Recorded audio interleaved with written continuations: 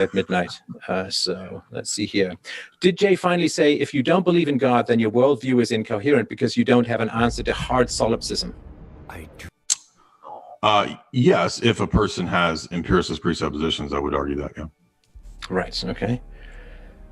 So there was a question up here about, you said the contradiction to perhaps between Orthodox Christianity and the kind of Christianity that you were talking about, or was there something, do you get this question about your relationship to, I mean, I know you were raised as a Baptist, although you don't accept those arguments as much anymore.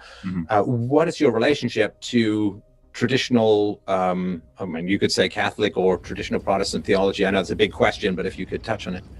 Well, I mean, we certainly think that Protestants and Roman Catholics have aspects of their theology which are true, but we would say that we think that Orthodoxy has the fullness of that. It is the consistent continuation of the first millennium of Christianity. So kind of bound up within Orthodox theology is the notion that the church has to have the same form and function and exemplification that it had for the first millennium of Christianity. And so that becomes then a debate between, well, is it Roman Catholic or is it Protestant? Well, Protestant, of course, develops, at the time of the Reformation. So is it Roman Catholic or is it Protestant, or Orthodox? And I would say that Orthodoxy is the true continuation of that first millennium of Christianity. I think it's pretty easy to demonstrate that when you read the people from that first millennium. So it just kind of depends on the opponent. I mean, if it's a really nasty Protestant guy, I'll debate pretty hardcore. If it's a pretty testy Roman Catholic, I'll debate them with equal testiness. What is your favorite anime, Jay? Nanime. Nanime, all right. So no waifus on your bedroom ceiling. All right. Somebody asked me, does your basis for ethics have a telos? If not, how do you resolve the issue of elite classes having an inverse ethical code? So I assume by telos, you mean sort of like a larger overarching or end goal. I would say that the purpose of ethics is not consequential. In other words, you cannot judge an action by its consequences, because that is to shoot an arrow over the house and hope you don't hit your brother, right? Because you can't tell the consequences of particular actions. And I remember having a guy, he was actually a Muslim guy, called into my show, and he said when he was a kid that he had an uncle who would just torture him with all of these, would you do this immoral action? And it's like, but if you do this immoral action, this great good can result. Or would you do this good action? And if you did that good action, some great terrible evil would result. And then you can't judge an action by its consequences. Consequentialism is, it cracks time, right? You have to make decisions based on principles, not based upon consequences, which cannot be determined ahead of time. And so it's not a dice roll. Ethics is not a dice roll. It's not a buffet. It has to be universal principles. But if you have a hypothetical where half of the population gets a zombie virus and half of the population can never be cured, and we know this with omniscient certainty, can you grant me that? And then I can prove to you that you can't eat animals. Right. I'm joking. Yeah, I mean, if we have a virus called half the population turns into zombies, well, we'll have a debate about public school education another time, but that would be the closest thing. So, Steph, if you were going to believe in God, would you choose an absolutely simple God whose essence, existence, and activity were synonymous, or B, a God with really distinct actions and existence? So this is the great question around God. And listen, I'm as hungry for God as anybody else. It's one of the reasons why I'm engaging with Jay, is that, especially as a husband and as a father with friends that I love, the idea of eternity with people is a wonderfully delightful idea. The idea of not having to peddle up the nihilistic / sociopathic indifference of general atheism to an objective and universal moral code that actually binds them to do something other than tip fedoras and snark on the internet. It's very tempting. And of course, it would be salmon-like returning to the spawning grounds of my youth, as I was raised a Christian and belted out many high-voiced hymns in the church choir and so on. So I do love the idea, and it is rather annoying that he is not coming down and tweaking me in the ear to say, hey, dude, I'm here. It's working. Oh, this faith thing, it's a crab and a half. And it's funny too, because my father was an atheist when he was younger and became, full on Protestant back to his youth, although he also went back to where he was born after living in South Africa for many years professionally. And I remember having a lot of eye rolling regarding that. And now, of course, as time marches on, I'm beginning to sort of understand the impulse. So I would not want an abstract God. I would not want a deist God. I want a full on Old Testament God who rolls up his sleeves and gets involved in things and listens and interacts and all that kind of stuff. Because to me, the more abstract and anemic the God is, the less powerful and passionate the relationship would be, if that makes any sense. And that's not much of a philosophical answer. I'm just talking about a particular personal evidence. I'm not saying that I just want a God who will smite down my enemies, although of course that is definitely tempting. But no, I would want, to me, the more anthropomorphic in many ways, the better, although with more virtue.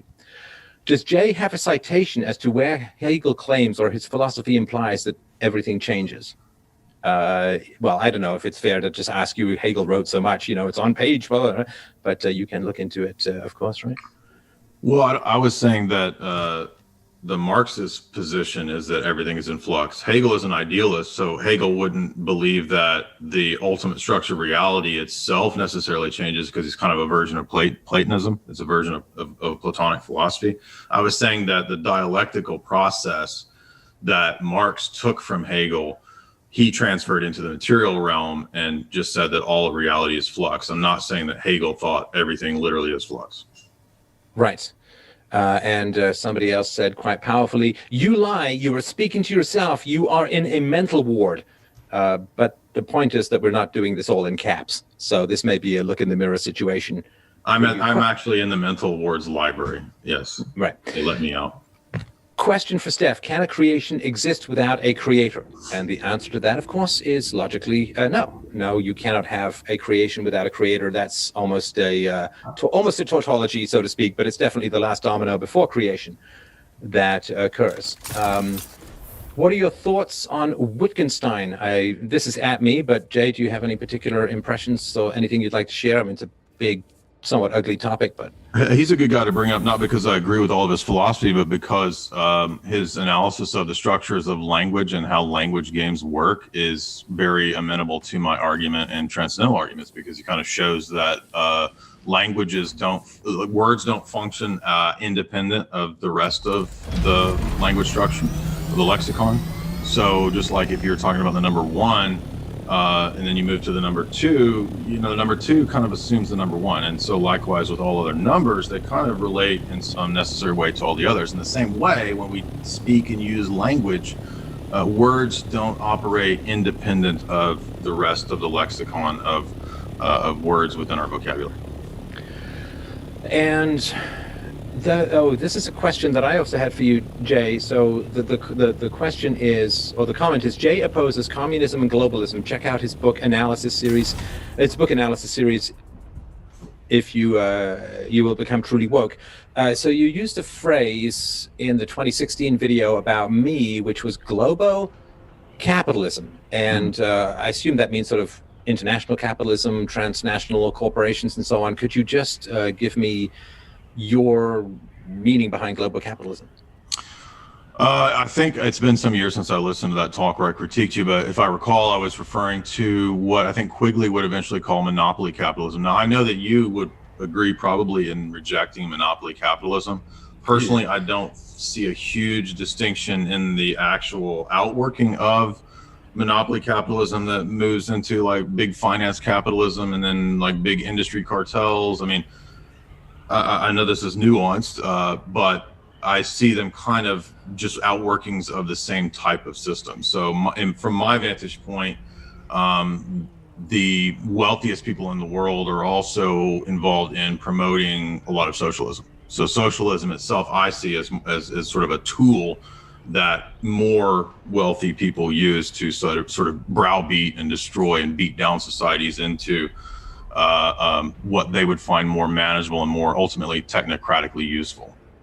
Well, and of course, the reality is that much though we have respect for property rights for thee, but not for me, we have capitalism for thee, but not for me.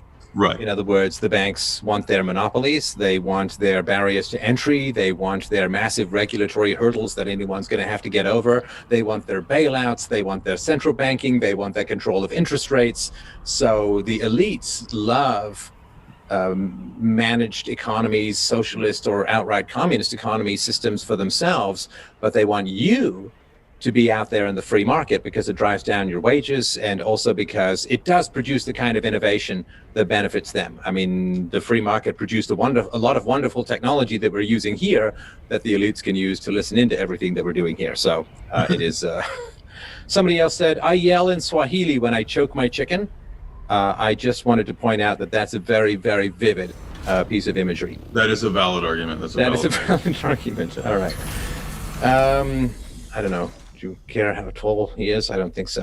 Stefan, if you had to believe in one God, which would you choose? Well, I would choose the Christian God, and Jesus is what I grew up with, and it's the philosophy that I respect. I'm 6'6" when I wear my stilettos, by the way.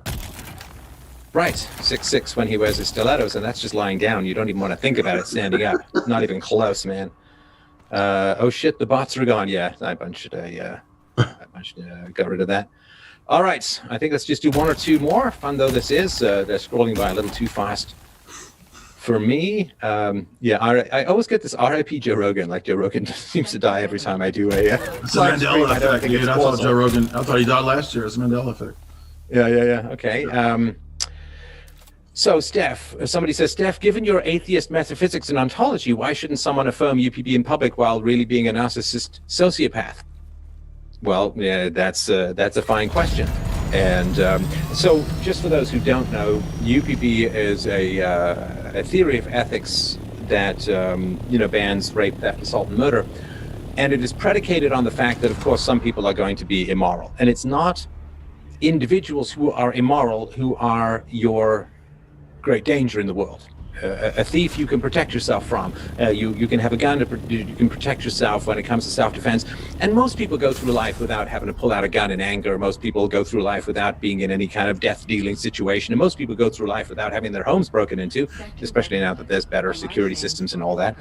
So individual criminality, while certainly a danger in the world that can never be eliminated, is not really your primary danger or problem. I mean, it wasn't like individual murderers in the 20th century killed 250 million people. That was outside of war. That was governments, right? Governments themselves. So it is false moral theories that are the great danger. Theories which say you have to respect property rights, but the leaders can do whatever they want to your property. You can't engage in a contract on somebody else's behalf without their permission, but the government can borrow against the future earning properties of the unborn and so on.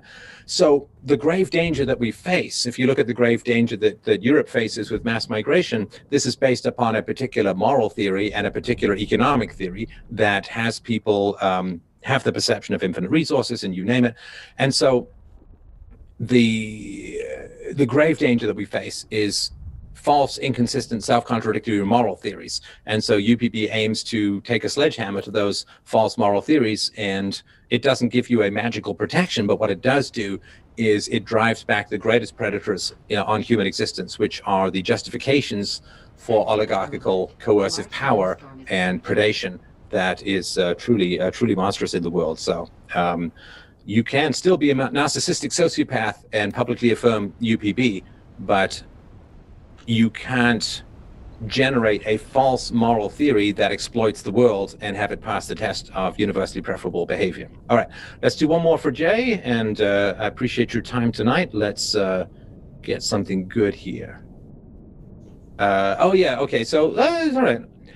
Okay, Jay, what's the most important philosophical problem? Which argument has the best chance of solving that problem? That's a really vague, big question. I guess, what is the meaning of life, or does God exist? I guess those could be the big ones. And I would say the arguments that I gave tonight were intended to approach answering that question. So I don't know how else I can't think of anything more important than, what is the meaning of life? All right. So, Jay, for my audience, if you wanted to give your statistics on the web, mention your book and website, YouTube channel, and so on, for people who want to pursue more of what you have to say, that would be great. My website is jasonanalysis.com. It just deals with film analysis, philosophy, geopolitics, history, some literature analysis as well. My YouTube channel is just Jay Dyer. And I have a couple books on Hollywood and symbolism in film. It's called Esoteric Hollywood, Sex, Cults, and Symbols in Film, Parts 1 and 2. And I have a TV show that you can watch at Gaia TV, which is called Hollywood Decoded, the full production, one season of a TV show we did a couple years ago. So that's me, that's my work. And I guess, like I said, the most relevant thing probably to your audience recently has been what I call my globalism books talks. So that would be analyzing the global elite from the last 100 years and their works. We've done 40 plus of those now. So you can find that as a playlist on my YouTube channel. So that's 2.5 years per book. Okay. Well, thanks. And for those who, Jay, of course, has more than my happy permission to re-up this to his channel, because, we're both laboring. We should both profit from it.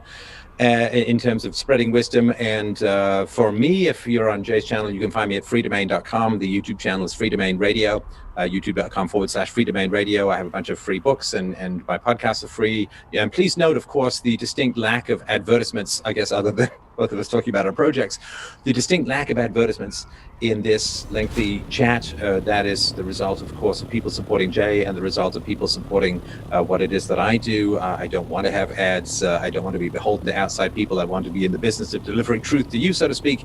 And so if you'd like to help me out, I would really, really appreciate that at freedomain.com/donate.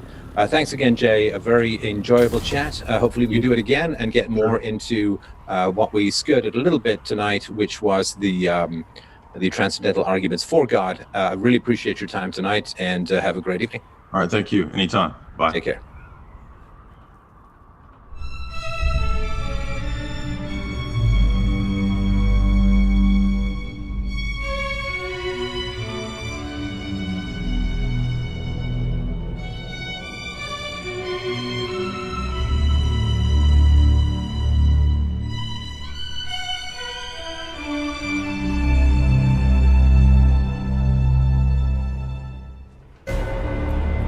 I'm asked, from where does Closer to Truth come? From nothing, I say. Let me explain. I was a child, not yet 13, lying in bed at summer camp, when an abrupt awareness frightened me. What if nothing existed? What if nothing ever existed? Not just no planets, no plants, no people, but no anything. No matter, no energy, no space, no time. Nothing forever. Why does anything at all exist? My whole life I've wondered. I'm Robert Lawrence Kuhn, and Closer to Truth, all Closer to Truth, reflects this wonder.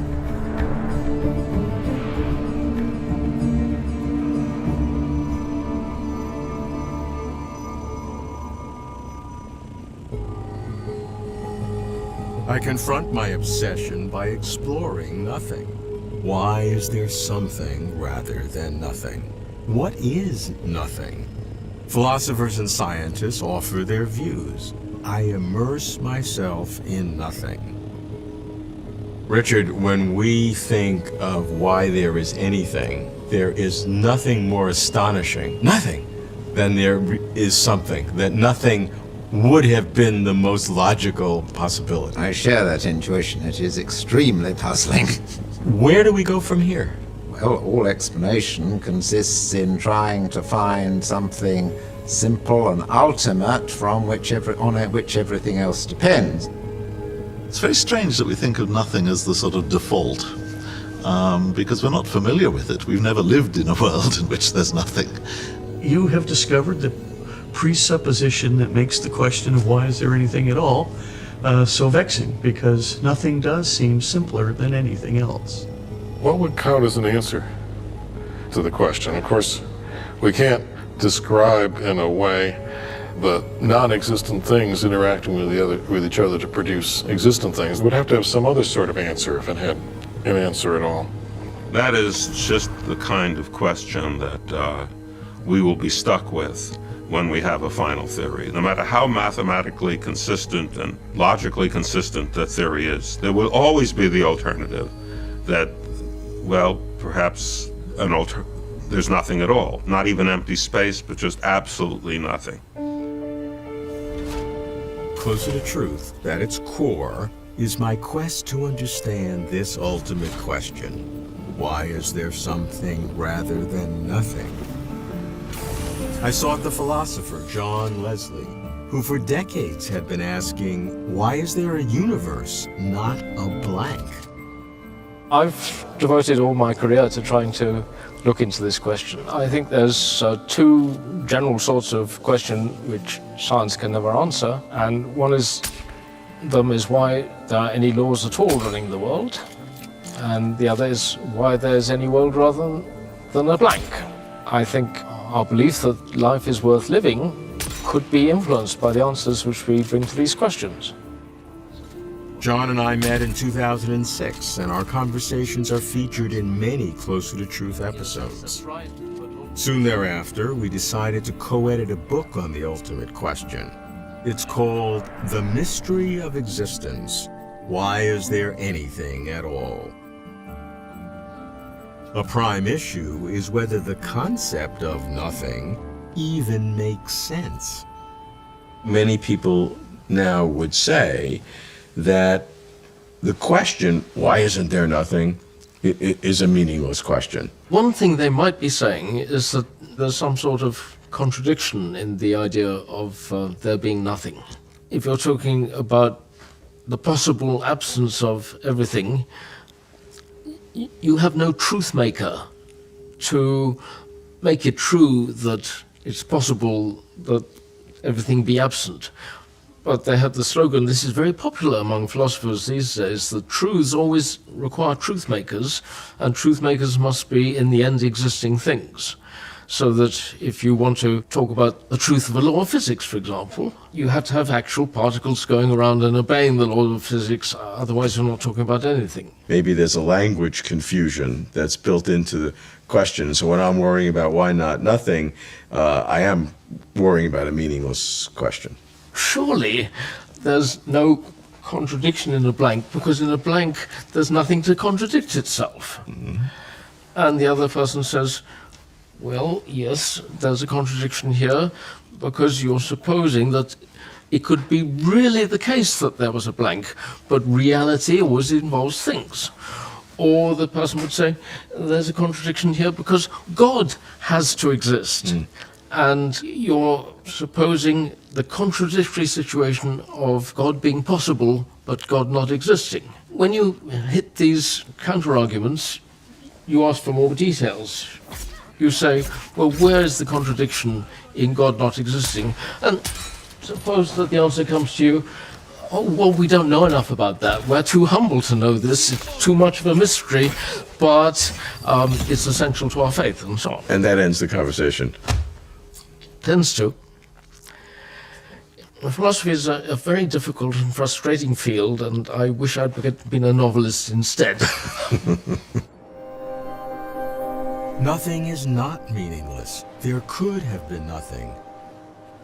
I feel this deeply, but feelings betray.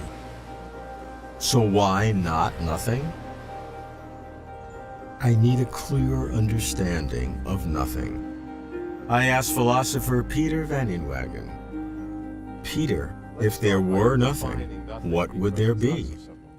To say that there's nothing is to say that there isn't anything. And that's all there is to it.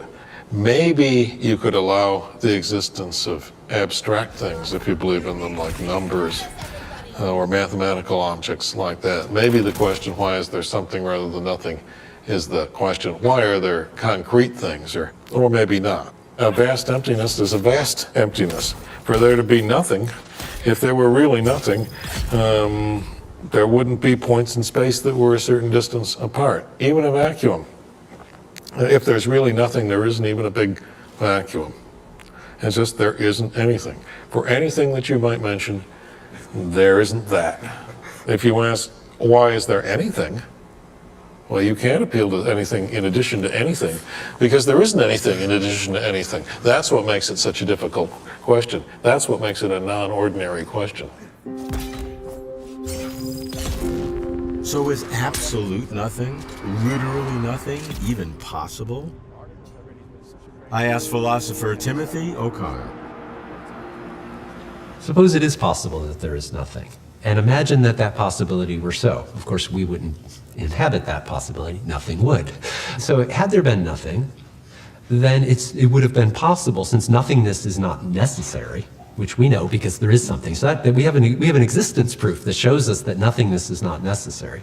So if there had been nothing, but still it were possible that there be something, there would be no ground for that alleged possibility of something. Even if there were absolute nothing, there would at least have to still be possibilities. You can't get around that, no matter what. You can't get around that, right? So there's at least this possible truth, some proposition, some fact, some feature of reality. But that's not absolute nothingness. It's a very empty reality, just these pure possibilities of something.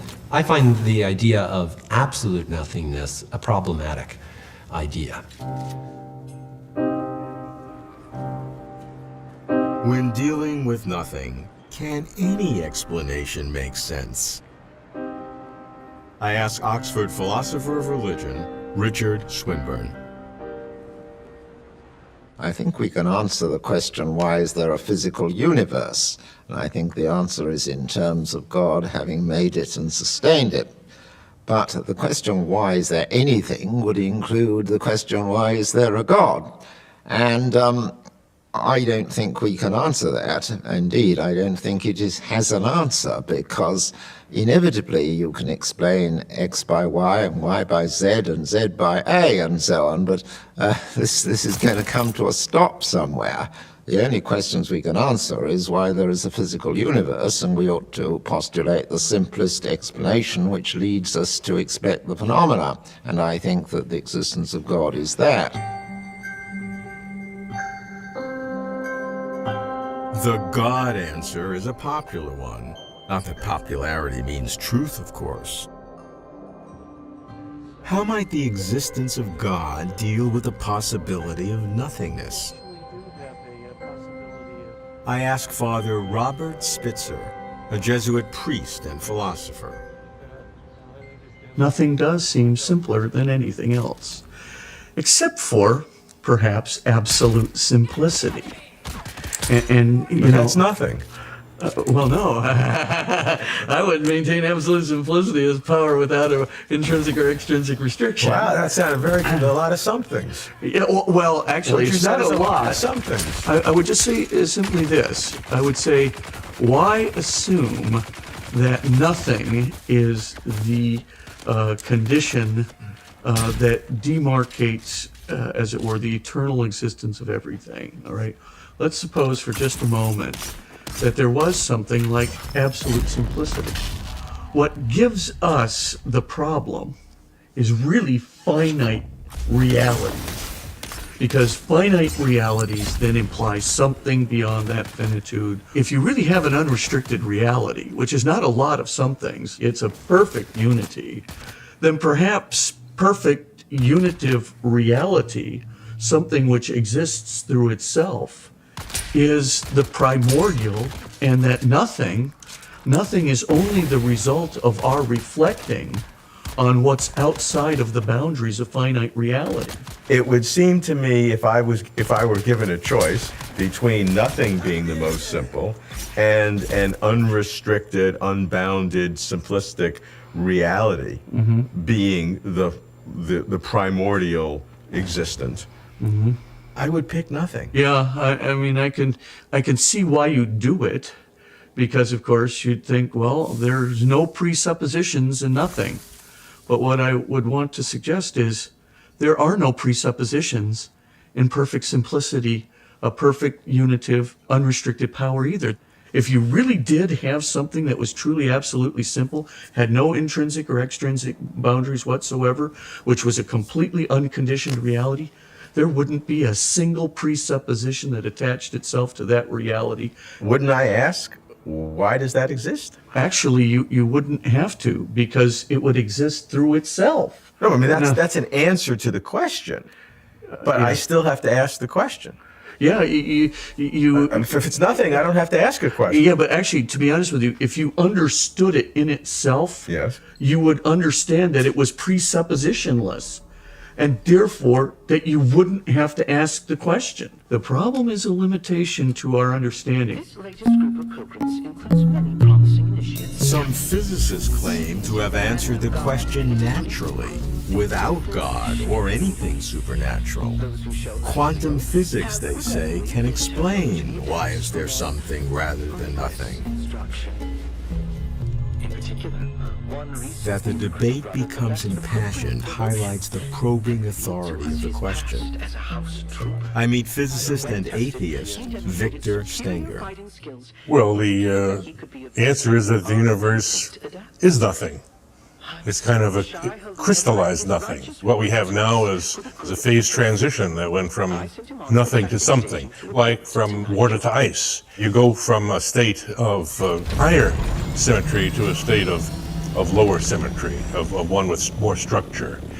And in physics, in nature, that tends to be the way things go. The more symmetric state is actually the less stable state.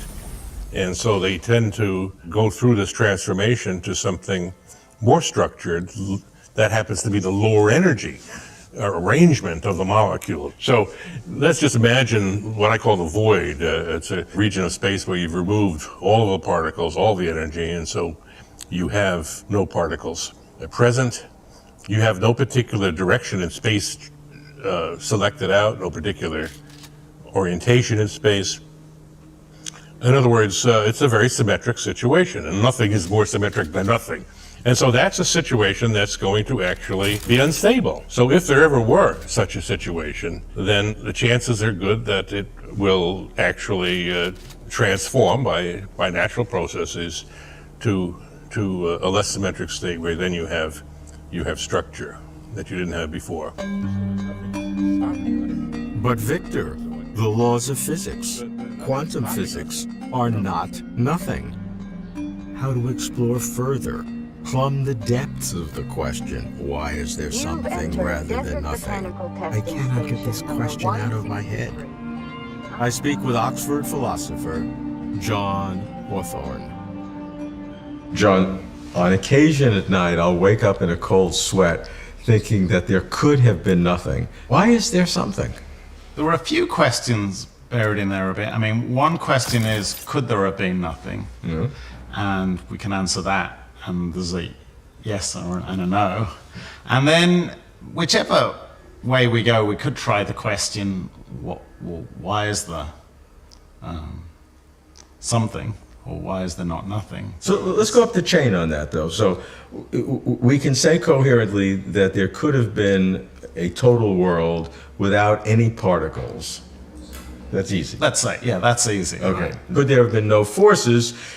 I would feel that yes, there could have been no forces. Excellent. Okay. And then you go up to could there have been no space and time? And it's a little harder. That's harder. I mean, maybe we could roll it into space-time. Oh, fine. So could there have been none of that? I mean, it certainly seems so. Okay. I mean, okay, all right. I mean, you feel that the burden's on the people who say that there has to be Space-time. Space-time. Okay, all right, I'm with you there. The next step is abstract objects, which are numbers, which are the easiest one. Or truths. Take the truth that there's either nothing or something. Right. Could there have not been the truth that there's nothing? And so, so if you think there are things like truths or propositions, then it's quite natural to think that they have to exist. So you might think, well, there could have been maybe nothing concrete.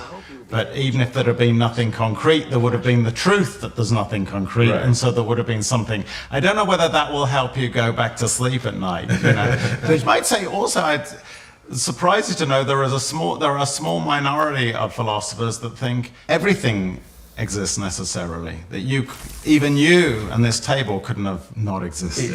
Even given the constraints of evolution and contingency upon contingency? Yeah, so you could have not been concrete. You could have been like an abstract marble, and that's their picture. The picture is roughly necessarily everything exists necessarily. And yet some things exist concretely because they're picked out of that universe. Yes. So it's not like you're concrete necessarily, but it's just the way that you are that changes, but not whether you are. Okay. How do possibilities work? That it was always possible that there could have been a universe, even if there were none. A question always is whether these are arguments for the existence of objects. I mean, so-called nominalists in mathematics will agree that 1 and 1's 2, right, but will say that doesn't require that objects exist. Similarly, there's a kind of guy that says, necessarily it was possible that there's something, but that doesn't mean that there's this thing, a possibility that exists. Right. So how are you on existence of possibilities? Are they things that are real? I'm the sort of person that likes truths and falsehoods existing. It's possible that there are winged pigs, and that seems like a claim, the sort of thing that's true and false. And that's an existing thing? Yeah. The claim? Yeah. The claim is an the claim existing... that seems quite natural and intuitive to me to think that insofar as you're going to believe that there are claims, then you should think that they exist necessarily, yeah. I think that's the default picture of a lot of philosophers. God can, as it were, erase the concrete, but can't erase the whole shebang. If it is impossible to get rid of possibilities, claims, truths, then it is impossible to have absolutely nothing. But whatever would constitute maximum nothing, back to my original question, why is there something? I asked philosopher Peter Forrest. I think there's only one sort of answer to that, and it's a bit of a cheat. That why is there something rather than nothing? Because there's something that's necessary, and then there is some explanation as to how you get the things that aren't necessary from the thing that is necessary. Necessary because in order to really understand why there is something rather than nothing, it would have to be necessary in the sense of being incomprehensible that it could have been otherwise. The two rival explanations is going to be the naturalistic idea that we just have these necessary laws that bring everything into existence on the one hand, or that we have God who as an agent brings things into existence, but neither of these are necessary in the sense required to understand why there is something rather than nothing. So it's a bit of a fudge. What we can say is there are certain things that are necessary in some slightly different sense, and both God or the laws of nature could be candidates for those. How so? Well, I'll try to explain in the case of God. If there are abstract objects, including possible universes, ways the universe might be, then these things themselves are necessary beings. So these possibilities, including, as it were, blueprints for all possible universes. Now, the thing is this, that these kind of blueprints are necessary beings. Our universe isn't a necessary being, but the possibility of our universe like ours is a necessary being. Because we cannot imagine in any possible way that such a possibility doesn't exist. The actuality doesn't have to exist, but the possibility has to exist. That's the idea. Okay. Now, the possibilities by themselves won't explain why there is anything actual. But what a theist will do is to say, well, you don't need much in addition to these possibilities. All you require is some act, a choice among possibilities. Now that choice is contingent. So the ultimate explanation for things is the range of pre-existing necessary possibilities and this one simple act, the choice. So although we haven't explained why there's something rather than nothing, we've explained why there are things in terms of one ultimate mystery, this act, this choice. But the difference is that the physical laws, if you take them to be the ultimate things, are only going to be comparatively simple. They're not going to be absolutely simple. Whereas a sort of act, it is because it's good, that kind of choice, has in it a kind of simplicity which I would claim the laws couldn't have.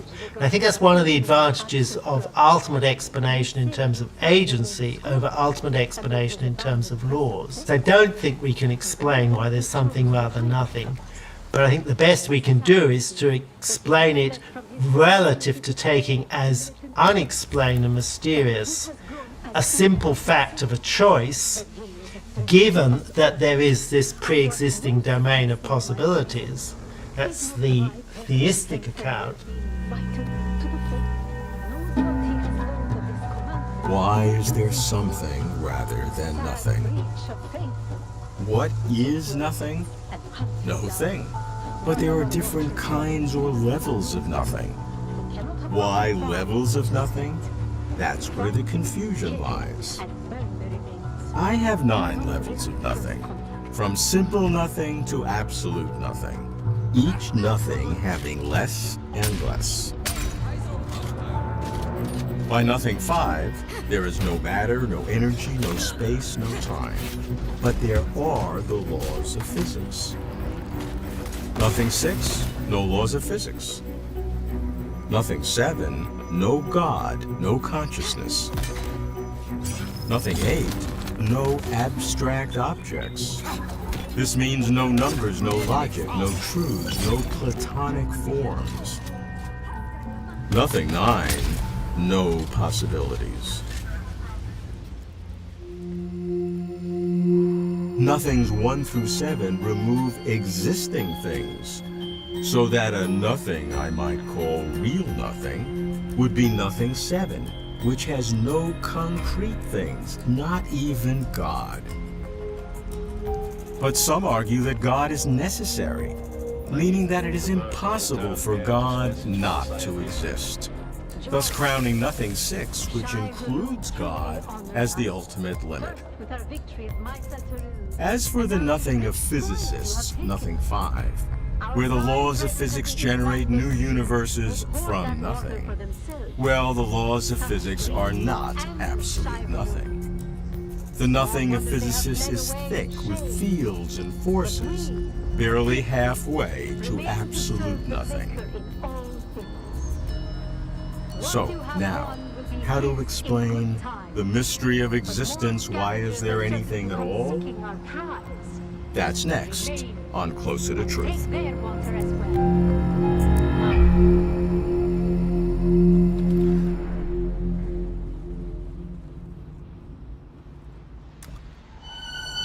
For complete interviews and for further information, please visit closertotruth.com.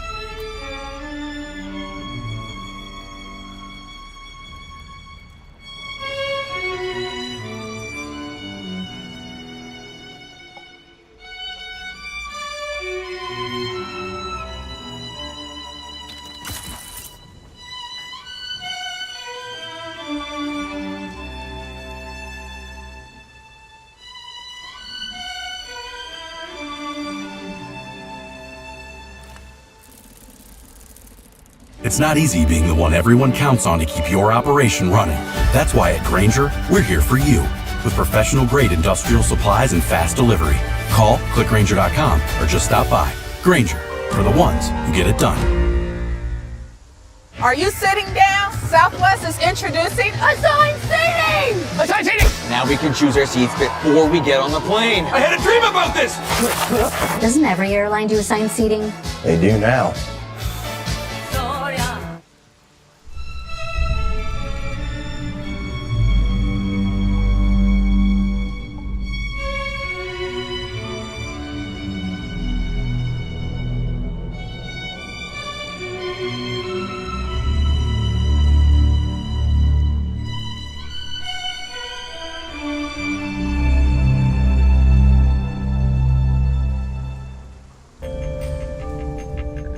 is there a world, a cosmos, instead of, well, nothing at all?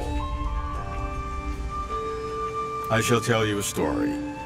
It is the story behind Closer to Truth. For over 50 years, I've been haunted by the ghost of nothingness. You've entered Desert Botanical Testing Why is there Station number something rather than nothing? I'm Dr. Wen Omeka, Senior Plant Geneticist here at Of all the big questions of human existence, of cosmic existence, this is the biggest. disappointingly few. But this is no ordinary question. Think But about I'm it. proud to say we here If at the initial Station number condition of all reality was absolute nothing, there'd be nothing in nothing to bring about something. How then to solve the mystery of existence? Why is there anything at all? natural reproduction of I'm Robert Lawrence Kuhn, and Closer to Truth, all Closer to Truth, emerges from this ultimate mystery. to thrive and hopefully form the cornerstone of a working ecosystem.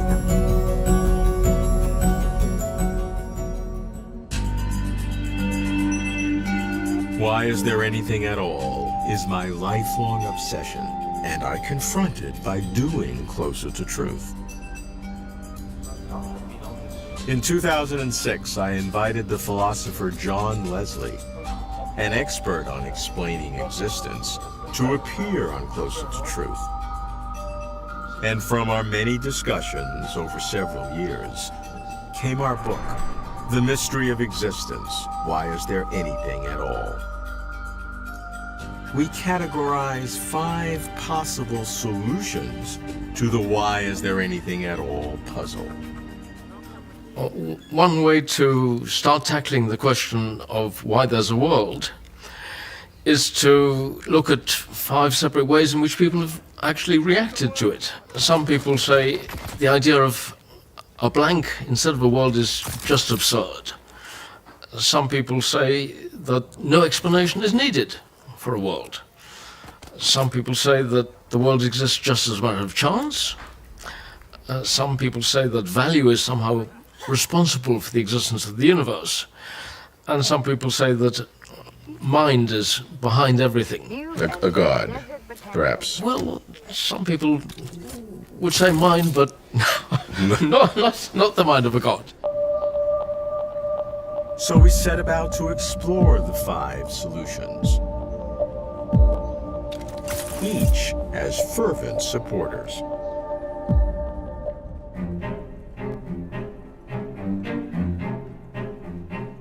Some people would say that a blank is absurd because you can't imagine it. And others would try to give a bit more force to this by saying reality is essentially mental and there wouldn't be anything mental in a blank, and therefore a blank can't exist. Another way is to say that physics in some way makes a blank absurd. Someone says, why is there something rather than nothing? They think that there being nothing is a genuine alternative. Many of the difficulties center around this slippery term, nothing. So now we've got to consider whether there could be nothing in the literal sense. Yeah. But if you say that, you're in effect saying, well, this might not have existed, this might not have existed, and so on. Not there's a thing called nothing that might have been in place of something. Take this idea of there being nothing, and then the universe coming into being, or beginning to exist. Now, does that make sense? Could there be a preceding state of affairs of there being nothing, which gives way to a state of affairs where there's something? Well, what are the conditions in which you can speak of something as beginning to exist? Isn't it that there has to be a time when it doesn't exist, followed by a time when it does exist? But if you don't have anything at all, then you don't have time. So it doesn't make sense to think of an antecedent state of affairs of nothing being followed by something. If you say that we exist because something else created this, and then something else created that, you're always sort of looking for one more thing that made that. But I think there is one kind of object out there which was clearly not created ever, and they are mathematical objects like the cube, These things clearly exist outside of space and time. Cube wasn't created 14 billion years ago, right? And yet you still feel that it exists in the sense that it's not like we invented the cube. Our entire physical universe can also be thought of a four-dimensional space-time, as Einstein pointed out. If this is true, that our universe ultimately is a mathematical object, right, that would suggest that the more we study it, the more we're going to realize that it is mathematical in its nuts and bolts. And look what's happened in science. It's precisely that, right? It's not that this mathematical object is causing us or creating our universe. It is our universe. We are simply living inside of a mathematical object. It is what we are, and it doesn't need to be created by anything. So a first solution to why anything at all is that a blank is absurd. There must be something or other. And a strong candidate for the deepest something is mathematics, which exists eternally and cannot be created. Could it be that my lifelong fret over nothing is, well, nothing?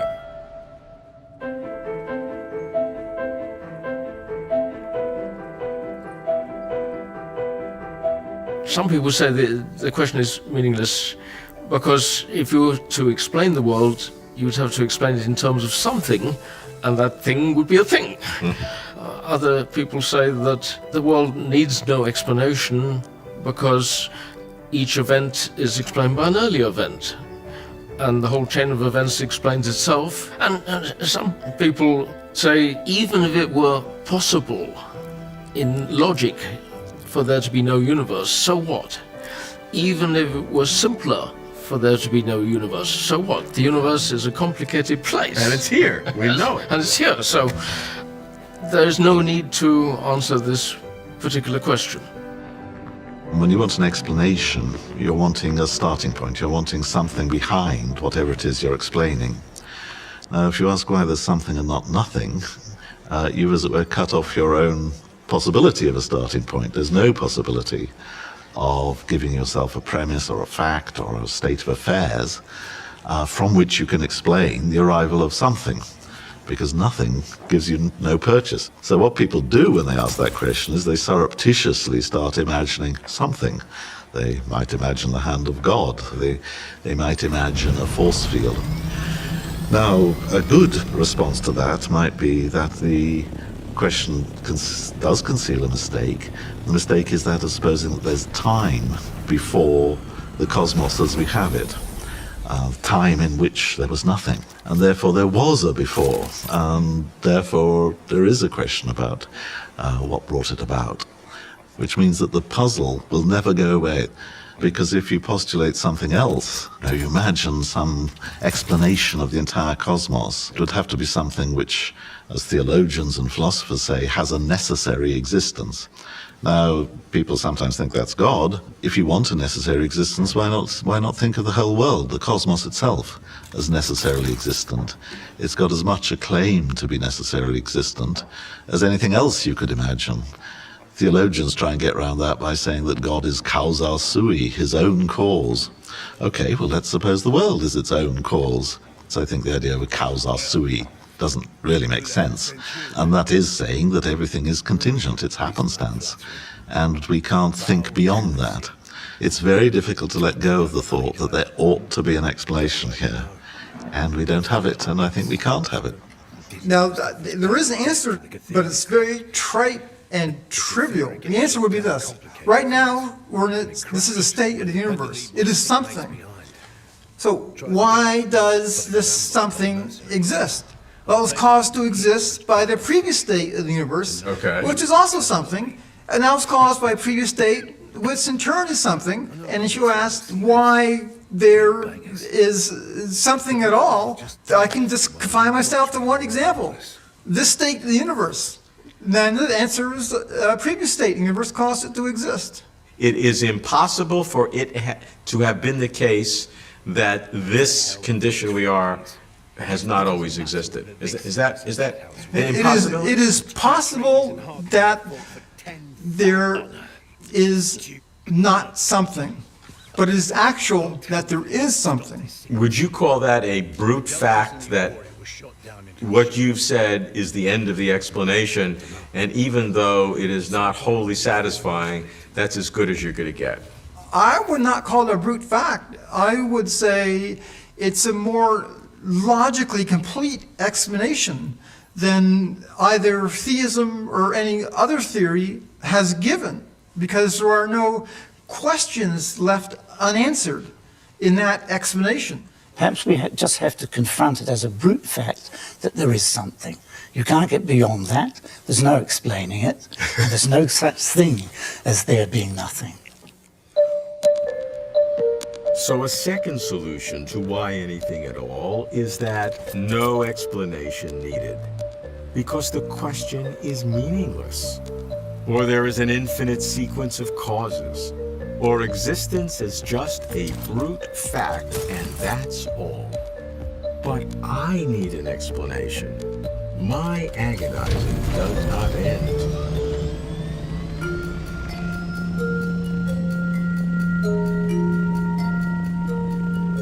One of the main things these days which is pushing interest in why the world exists is that we have these quantum physicists coming along and saying we have an answer. One way in which they argue is that a blank is unstable, rather as empty space is unstable. And what we think of as empty space, particles are popping into existence all the time. They can do this because there's no cost in energy. Perhaps the whole universe popped into existence by chance because it didn't cost any energy. I'm more interested in the philosophers, and one of the most interesting arguments that I've come across was developed by Derek Parfit, who said, well, reality has to be somehow either empty or not, either law-abiding or not, and it could be that absolutely nothing selected it, nothing necessitated it being one way or the other. But even if nothing selected it, since it had to be somehow, it would be that how.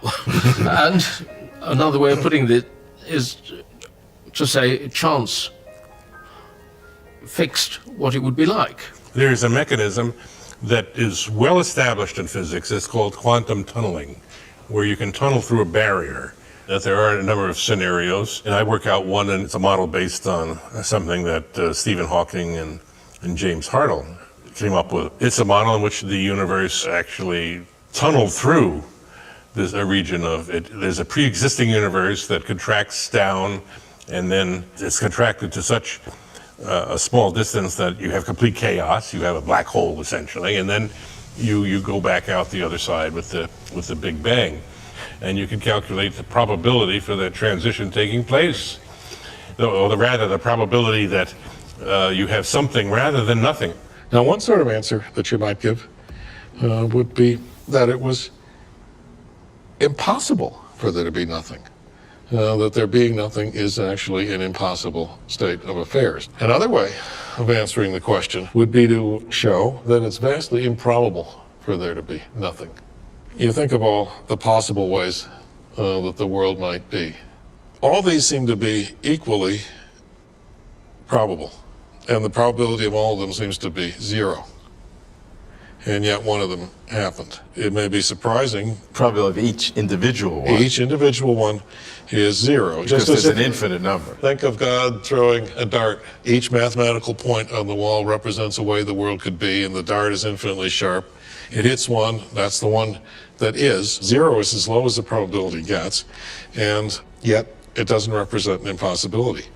Now, of all those points on the wall, of all those ways the world might be, how many represent there being nothing? There's only one way for there to be nothing, right? It's just that there is nothing at all. So if all ways, total ways for reality to be are equally probable and it's all zero, then the probability of there being nothing is zero. Again, imagine throwing the dart at the wall. One point out of all the points on the wall represents there being nothing. The dart didn't hit it. Well, it was possible, but it's as improbable as a thing could be. The probability was zero. So that does pretty well with the question of why there should be something rather than nothing. So a third solution to why anything at all is chance. chance as the cause of the cosmos, as the reason for reality? Okay, chance is not a cause. There is no reason. It's just chance. Still, I hang my head in disbelief. Chance seems so wildly lucky. Remember, it's not why this universe. It's why any universe.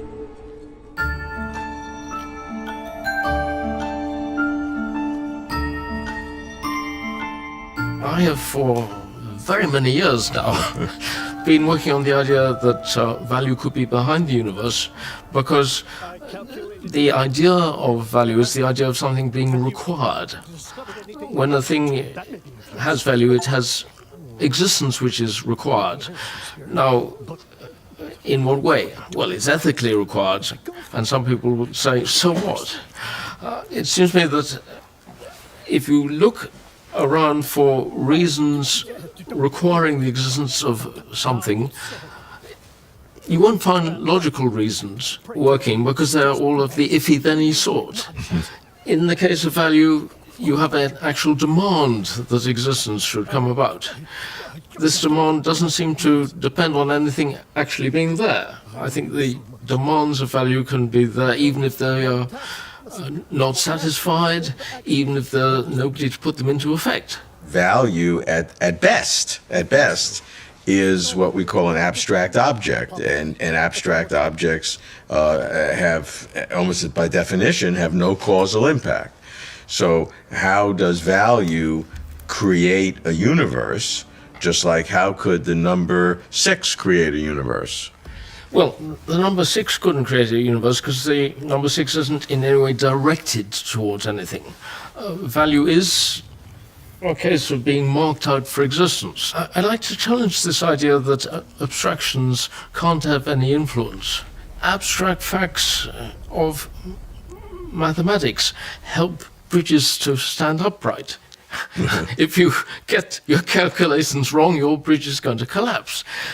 This general statement that abstractions have no influence on the actual world, I think is completely wrong. It has been challenged recently by a very good mathematical physicist, Roger Penrose, who thinks that it's obvious that the Platonic realm, as he puts it, of abstractions is constantly influencing the world. So a fourth solution to why anything at all is that value is ultimate. Value. Goodness? But value seems so odd a thing to explain existence. Value may not even be a thing. It's an abstract object like numbers which cannot cause anything. Yet I'm drawn to value. Why? Not because I believe value to have really caused the cosmos, but because to reach for value as the reason for all reality is so odd that it highlights the extreme bizarreness of the baffling question.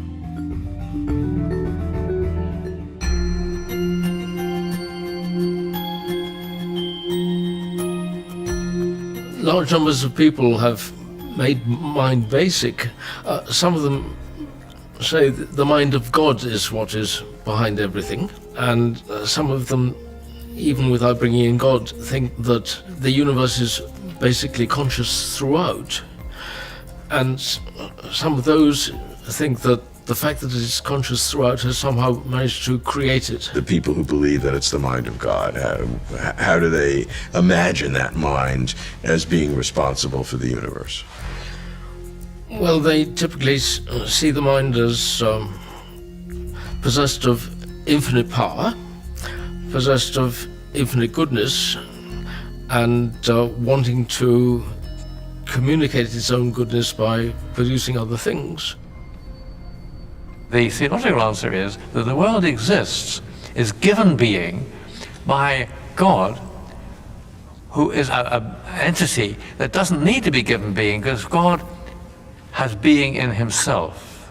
The answer, I think, is why there's something rather than nothing, is that God, out of love and generosity, has decided to bring into being entities other than the divine self itself. The argument is, though, that what you're doing is really kicking the problem up one level. It's the same problem, but now instead of dealing with why are there physical laws and forces and particles, you're dealing why is there a God? Well, that's the child's question, who made God? I agree, and it's an awkward question. But every general scheme, by the way, has to take some given brute fact on which it builds its edifice of explanation. And in the Western thinking, there are basically two metaphysical traditions. One is theism, which takes as its brute fact a self-existent God. The alternative, of course, is materialism. And it takes its brute fact in the simply saying the laws of nature, the properties of matter. Now, I would say that that second stance is unsatisfactory, because when we look at the properties of matter, we find, first of all, that they are wonderfully ordered.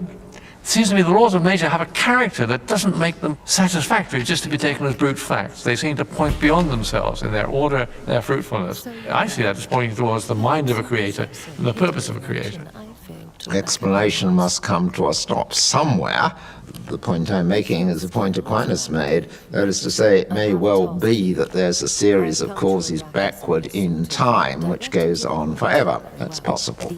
But what we're asking is, at a given time, is there any ultimate explanation why things are in existence at that time? And my suggestion is, yes, it's God, but there isn't going to be an explanation of why there is anything at all at that time. You may think that the answer is in terms of things at an earlier time, but then the question arises, why is there this infinite series at all? Yes, right. And the answer is, well, either this is how it is, there is this infinite series, or some more supreme principle, some being is keeping it in existence and sustaining its existence. I think the latter is the correct answer. But what you cannot give an answer to is, why is there this being which is keeping them in existence as well as them? That is where explanation stops. What is reality really becomes a very difficult thing, and I think ultimately it comes back to observations, that reality is the thing that we get when we observe the world. I have always taken observers' life, mind, seriously. I don't think that mind is just some sort of quirky little embellishment on the great scheme of things. I think it is integral to the nature of the universe. You can't just chop out something like consciousness or the laws of physics or mathematics and say, well, it's just there, you know, it has no explanation. I think we've got to have something which combines all of these elements together if we truly want to explain why the world is as it is. Finally, a fifth solution to why anything at all is that mind consciousness is ultimate. The personal God of Western religions, or the cosmic consciousness of Eastern religions, or the fundamental consciousness of some philosophers and physicists. I'd find mind consciousness satisfying. But I'd be troubled by a verdict so monumental based on evidence so minimal. Now for my secret. Why anything at all still drives me nuts. Every time I revisit this maddening question, I want to scream. Why this universe? Does God exist? By comparison, both questions are miniatures. Why is there anything at all? That's the magisterial conundrum. And as long as I've been thinking about nothingness and existence, still none of the answers makes deep sense. So considering all that I've heard, I offer only two possible answers. The first is that there can be no answer. Existence is a brute fact. Existence has no explanation. The second is that before the primordial beginning, timelessly prior to time, something was self-existing. The essence of this something necessitated its own existence, such that its non-existence would always be impossible. What could have or be a self-existing essence? The deepest laws of physics. Consciousness of various kinds, one of which could be God. Abstract objects like mathematics or simplicity or value. This is the mystery of existence. Why is there anything at all? Were it not for this question, there'd be no Closer to Truth.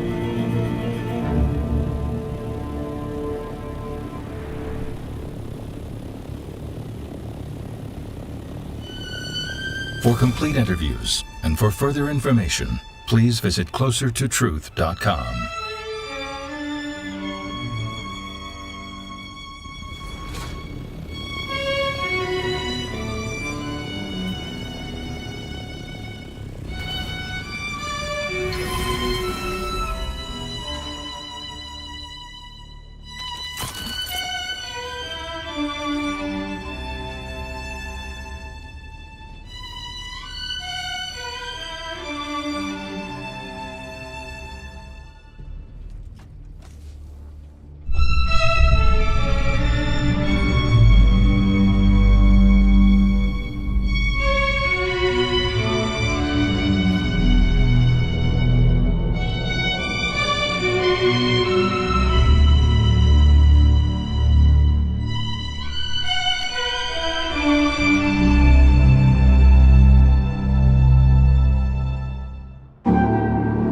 When I was 12, the summer between 7th and 8th grades, a sudden realization struck such fright that I strove desperately to blot it out.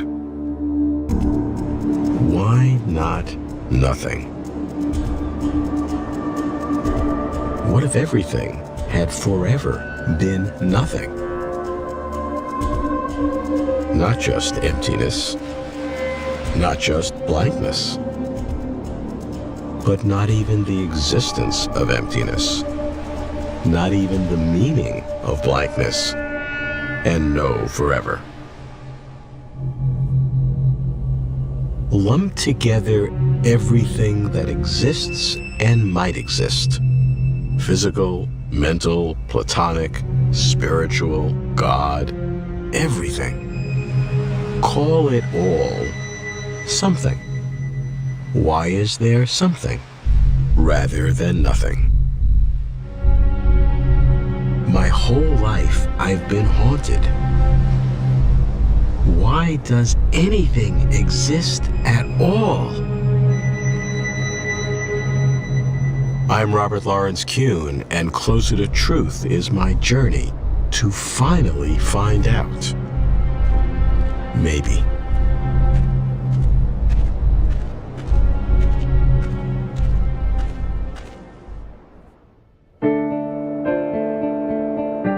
I start on Mount Wilson, high above Los Angeles, where humanity's vision of the vastness of existence expanded enormously. I talk with John Leslie, one of my favorite living philosophers. His passion is explaining existence. John, the question, why is there something rather than nothing? Is this a legitimate question that we ask? I think it's legitimate because it can have answers, even if you think that the answer is there just happens to be something, there might instead have been nothing. That's an answer. You could argue that all your views about the nature of the universe will, in the end, depend on whether the universe which you believe exists could have a reason behind its existence. I don't like the theory that the universe just happens to exist and just happens to have the characteristics which it does. Now, it would seem that nothing is simpler and should have been there rather than something. I think that's correct, but bear in mind that even in a blank there would be all sorts of facts. So if you try to imagine out of existence all actual things and say that's nothing, in a sense that's right, but also you've overlooked the fact that there's an infinite richness of truths about possibilities which is bound to exist even if no actual things exist. If there were a blank, it would still be true in this blank that if there were ever to exist two sets of two apples, then they would make four apples. And even if there was no possibility of them ever occurring? Even if there was no actuality, real possibility of their occurring, there would be no contradiction in their occurring. Their occurring would not be like the occurrence of a married bachelor. And therefore, do you say that it is impossible for there to be a nothing without possibilities? I think that's so, and I think you can go further and say that there's an infinite number of possibilities, an infinite number of facts about them, and they would be there even if there were no actual things forever and ever. But at the end of the day, we are still faced with this fundamental reality of dealing with this rich nothing versus our very specific something that we have to explain. Yes, I think is this problem why we have an actual world instead of just a set of possibilities. To John, why is there something rather than nothing? Is the single most fundamental question. It cannot be addressed by science, but it can be analyzed, if not answered, by philosophy. This is the domain of metaphysics. Peter van Inwagen, a philosopher at Notre Dame, specializes in metaphysics. He has thought long and hard about this seemingly impossible question. His claim is that progress is possible. Peter, the question, why is there something rather than nothing, is perhaps the most fundamental, deepest, most difficult question that I can conceive of. It seems like there's no progress we can make on such a question. Now, what can we say about that? Well, let's think about it. Now, one sort of answer that you might give would be that it was impossible for there to be nothing.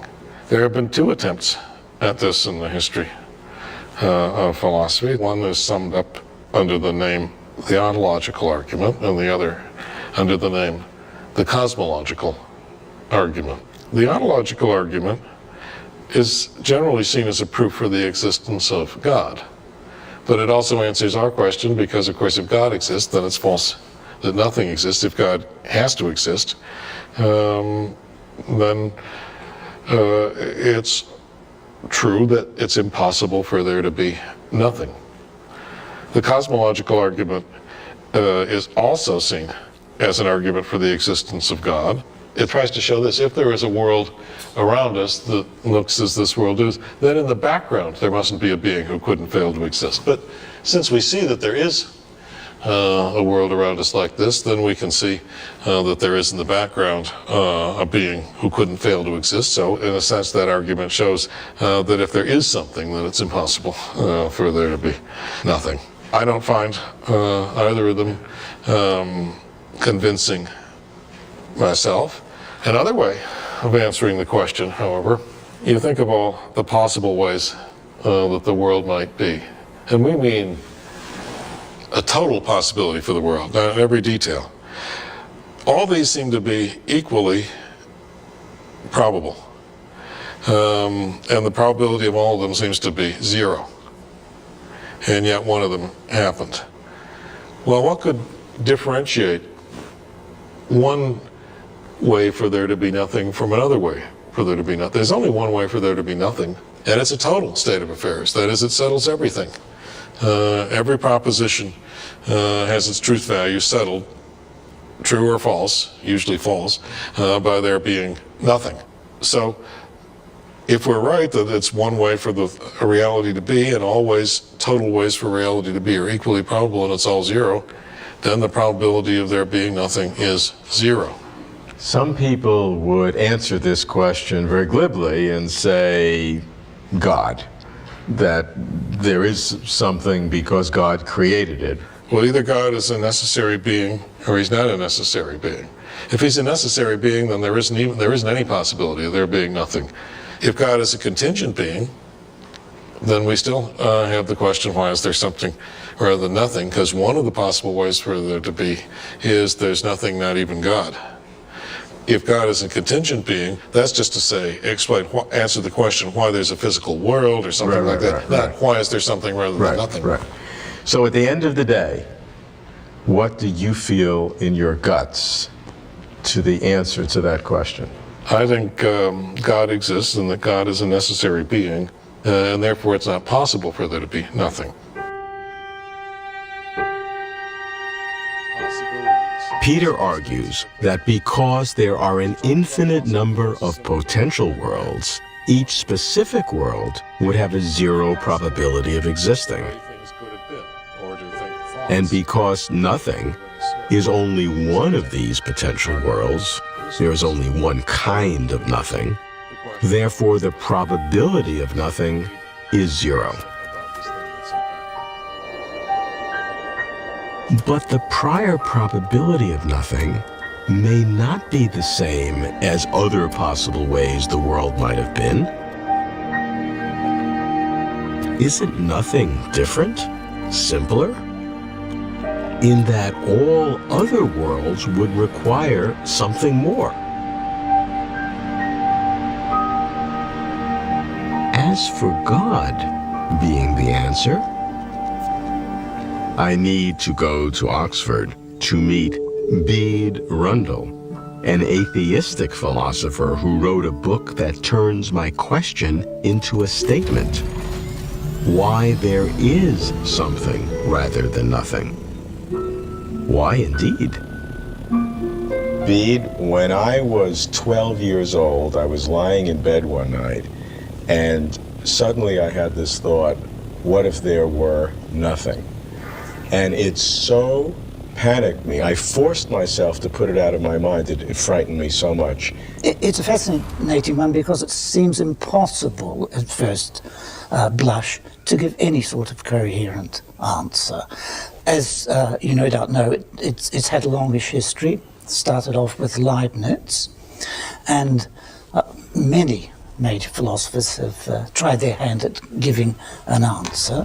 Perhaps the major worked out answers to be found in someone like St. Thomas Aquinas. So his answer to the question, why is there something rather than nothing, was, well, there is God, and God has to exist. He exists of necessity. But perhaps a prior question is, clearly if someone says, why is there something rather than nothing, they think that there being nothing is a genuine alternative. And the question, we've got to explain why we have one alternative realized rather than the other. I'm inclined to agree with the general position that there has to be something or other, but the theistic solution seems to me to have its difficulties. Many of the difficulties center around this slippery term, nothing. Suppose I say to you, there's nothing between these two bodies. Now, you might take that in two ways. You might say, well, in that case, they must be touching. Or you might say, and perhaps this is the more natural one, there's just empty space. Okay, now which one are we interested in? I think it's the first one. That's the literal sense of there being nothing, because space is not nothing.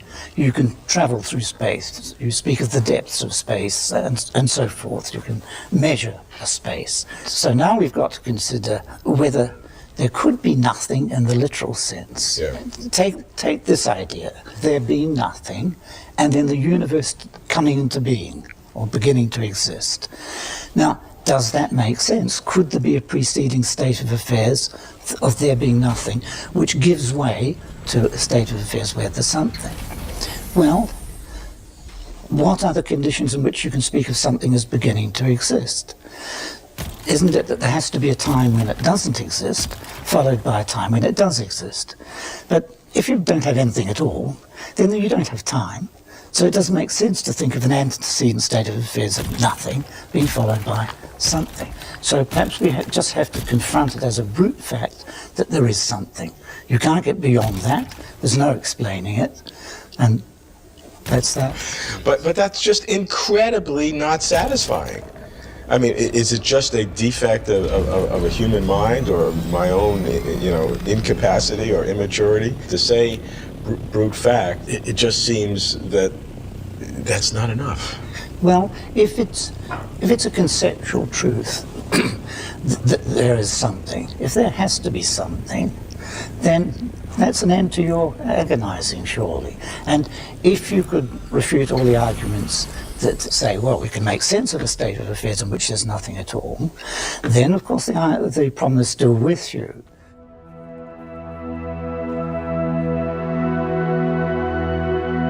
Bede believes that there must be something or other.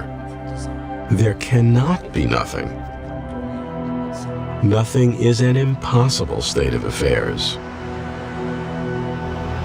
Is this progress or word games? I can't decide.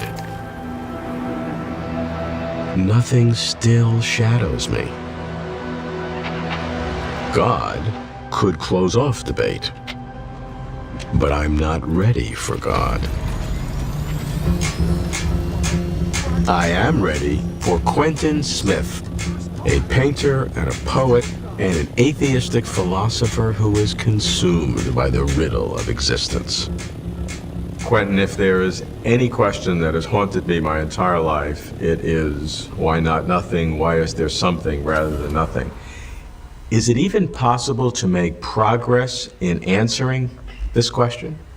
I think so. The first thing is to recognize that when people have tried to answer it, they have defined nothing as this very thin sort of something, like empty space, quantum vacuum. Someone called it the null set. But this is really nothing. Absolutely nothing forever. Not even the concept of nothing. Okay, and I think a good way to describe it as not something. So the question is, why is it the case that it is false that there is not something? Well said. Okay, now there is an answer to that, but it's very trite and trivial. The answer would be this. Right now, this is a state of the universe. It is something. So why does this something exist? Well, it was caused to exist by the previous state of the universe, which is also something, and now it's caused by a previous state, which in turn is something. And as you asked why there is something at all, I can just confine myself to one example. This state of the universe. Then the answer is a previous state of the universe caused it to exist. But there's no reason why this whole package, this sequence of states, had to exist rather than not this. It would seem to be more simple, more logical, and less to explain if there really were nothing, not something. I'm not sure simple and less to explain makes sense. You're talking about not something. What makes the answer difficult is that the answer is so obvious and trivial, and we're so used to expecting it to be a grand answer. I don't mean this to be insulting, but your answer is not very satisfying. Well, I found that insulting. But do you find your own answer satisfying? Yes. You do? Yes, although... You look pretty content. Well, it took me a while to recover from the disappointment after I first realized that's the answer. And I said, I spent all my life wondering why there's something or nothing, and this is the answer. I love Quentin's passion. He contends that while no thing existing might have been the case, some things existing is the case. And the reason is trivial. Each and every thing was caused by a prior thing. That can't be the answer, but might it? I want to scream. Why not nothing? Every time I return to it, it drives me nuts.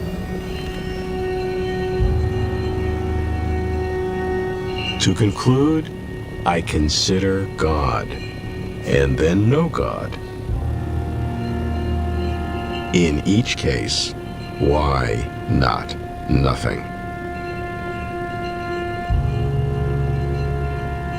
For the theistic view, I go to Richard Swinburne, a leading theistic philosopher.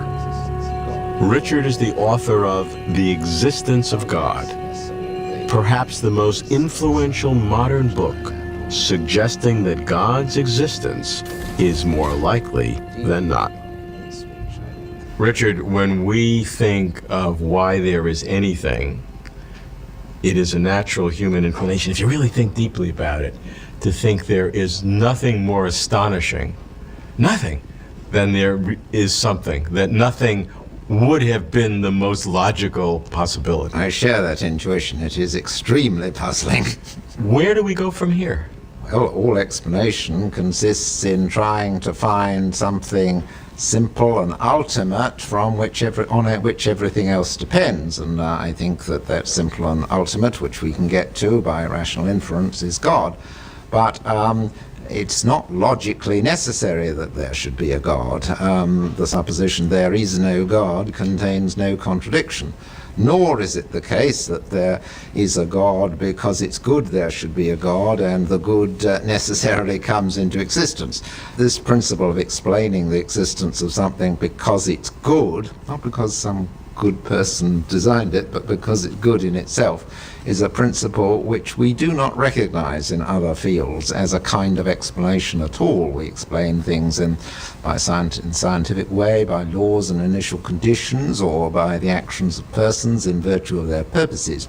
So there is no explanation of why there is a God, and it would be theologically problematic, as it were, if you were to say, well, as a matter of fact, it's logically necessary that there's a God, because that would mean that the existence of God depended on some principle of logic which was somehow superior to God. If God explains everything else, then he wouldn't be God if there was an explanation of his existence. And he is the ultimate truth, which that's how it is. We can't go further than that.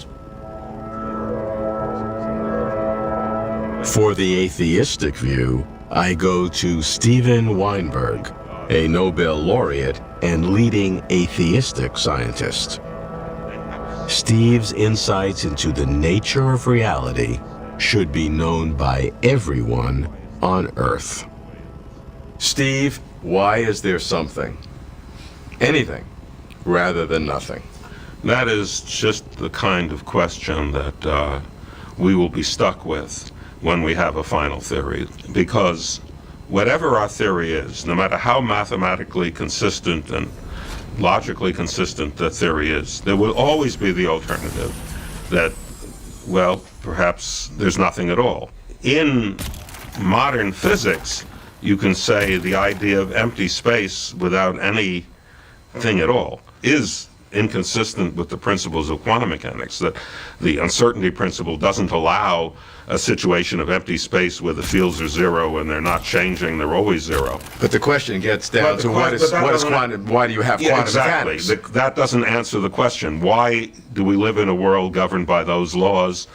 And we will never have an answer to that. Does that bother you? Yes, I would like to have an answer to everything, but I've gotten used to it. I do think that as we learn more and more about the universe, we see that there's no point in the laws of nature that refers specifically to human beings. There's nothing that gives us guidance. But if we don't find a point in nature, we can at least make a point for ourselves. We can love each other and find beauty in things. I think the position of human beings is eternally rather tragic, that we have no guidance, we have no script. We're not acting out a part in a cosmic drama. Facing this essential tragedy, we can leaven it with a certain sense of humor about our condition, and get even some pleasure out of being able to face the tragedy of our position without actually whining about it.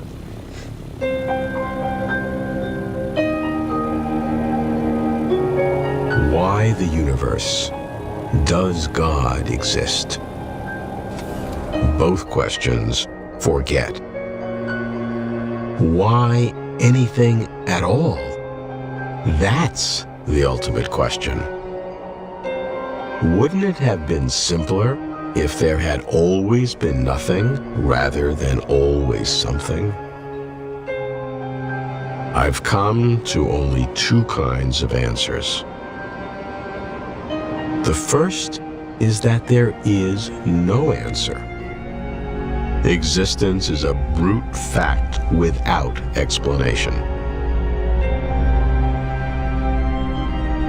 The second is at the primordial beginning, something was self-existing. The essence of this something was its existence, such that non-existence to it would have been as inherently impossible as physical immortality to us is factually impossible.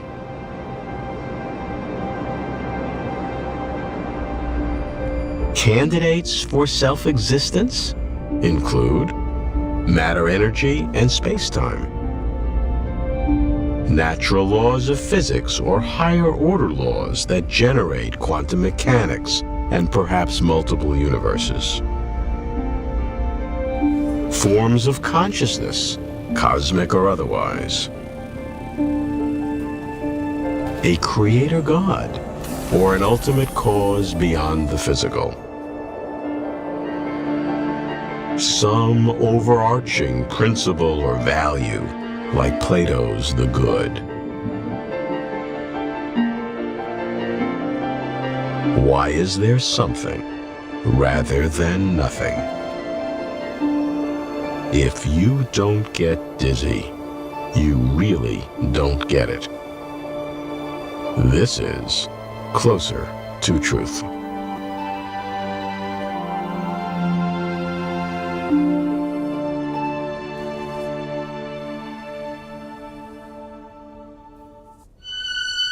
For complete interviews and for further information, please visit closertotruth.com.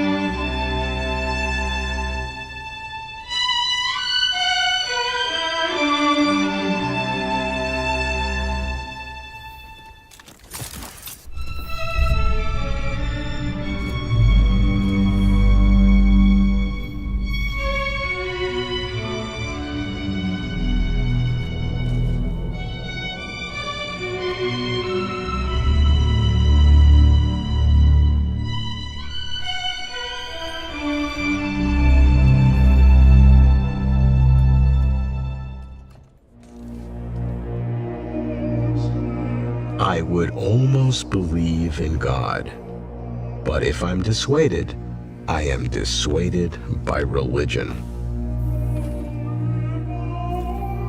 If I'm an anthropologist, I love the diversity of religions. But I seek the truth of whether there is really a God, and the diversity of religions dispirits me. The incompatibility of core doctrines troubles deeply. Many believe only their own religion to be true. Some claim all religions reflect the same truth. Others assert that differing dogmas expose the emptiness of all religion. Can many religions all be true? I'm Robert Lawrence Kuhn, and Closer to Truth is my journey to find out.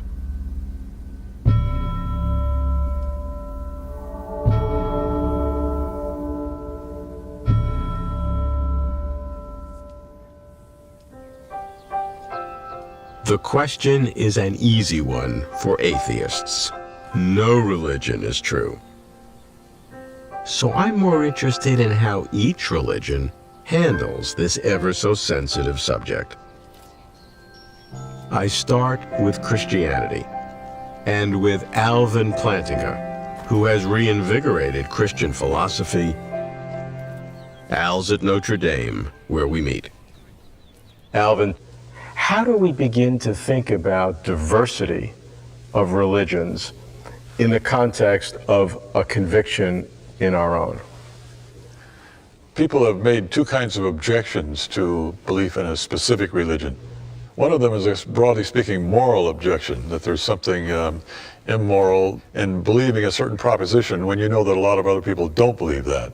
I don't see that there is anything morally wrong with believing it. That very claim itself is another one of those self-referentially incoherent claims that shoots itself in the foot. Because the person puts this forward, he says it's immoral in some way to believe when you know other people don't believe that way. But that very proposition is one that not very many people believe. So he himself is doing just exactly what he himself is condemning. The second suggestion is that if you know there are other people who don't believe the way you do on this topic, and you think also that you can't convince them, then there's something irrational in your continuing to believe the same way. But I really wonder about that. Consider other areas of life, say politics, or for that matter, philosophy. I mean, philosophers disagree with each other all the time. Do you believe that all religions are looking at the same entity and seeing different elements of it? I mean, you're really asking me two questions. First, do I think that beliefs that conflict with mine are wrong, mistaken? Well, of course I do. I mean, it can't be that they're both right if they're in conflict, you know. On the second one, could it be that all religions are sort of like groping after the same reality? I mean, if you take the most prevalent religions, Christianity, Islam, Judaism, Hinduism, in all of these religions there is something like God.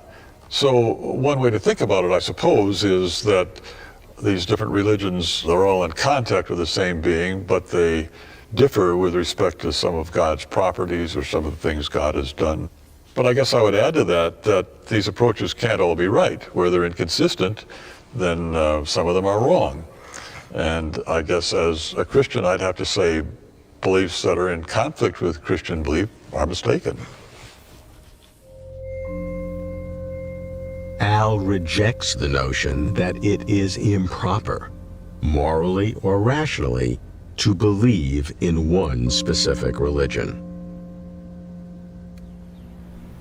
Al is a marvelous apologist for Christianity, and he doesn't apologize for being so. But why Christianity? Richard Swinburne, emeritus professor at Oxford, is renowned for his careful analysis of theological issues. So how does Richard deal with the claims of multiple religions? We have these common criteria for judging the worth of theories, whether they're theories of science, history, or anything else. The theory is probably true insofar as if it's true, you would expect the data. If it's false, you wouldn't expect the data, and it's a simple theory. And we can judge religions by these criteria. The first issue is there a God? Not all religions believe there's a God or think that is important for them, and therefore the issue is, do the arguments for the existence of God render it probable that there is a God? I think they do, and I think the simplest explanation of the existence of the universe, its conformity to order, the laws of nature being such as to lead to our evolution, the existence of consciousness and so on, are such as satisfy these criteria.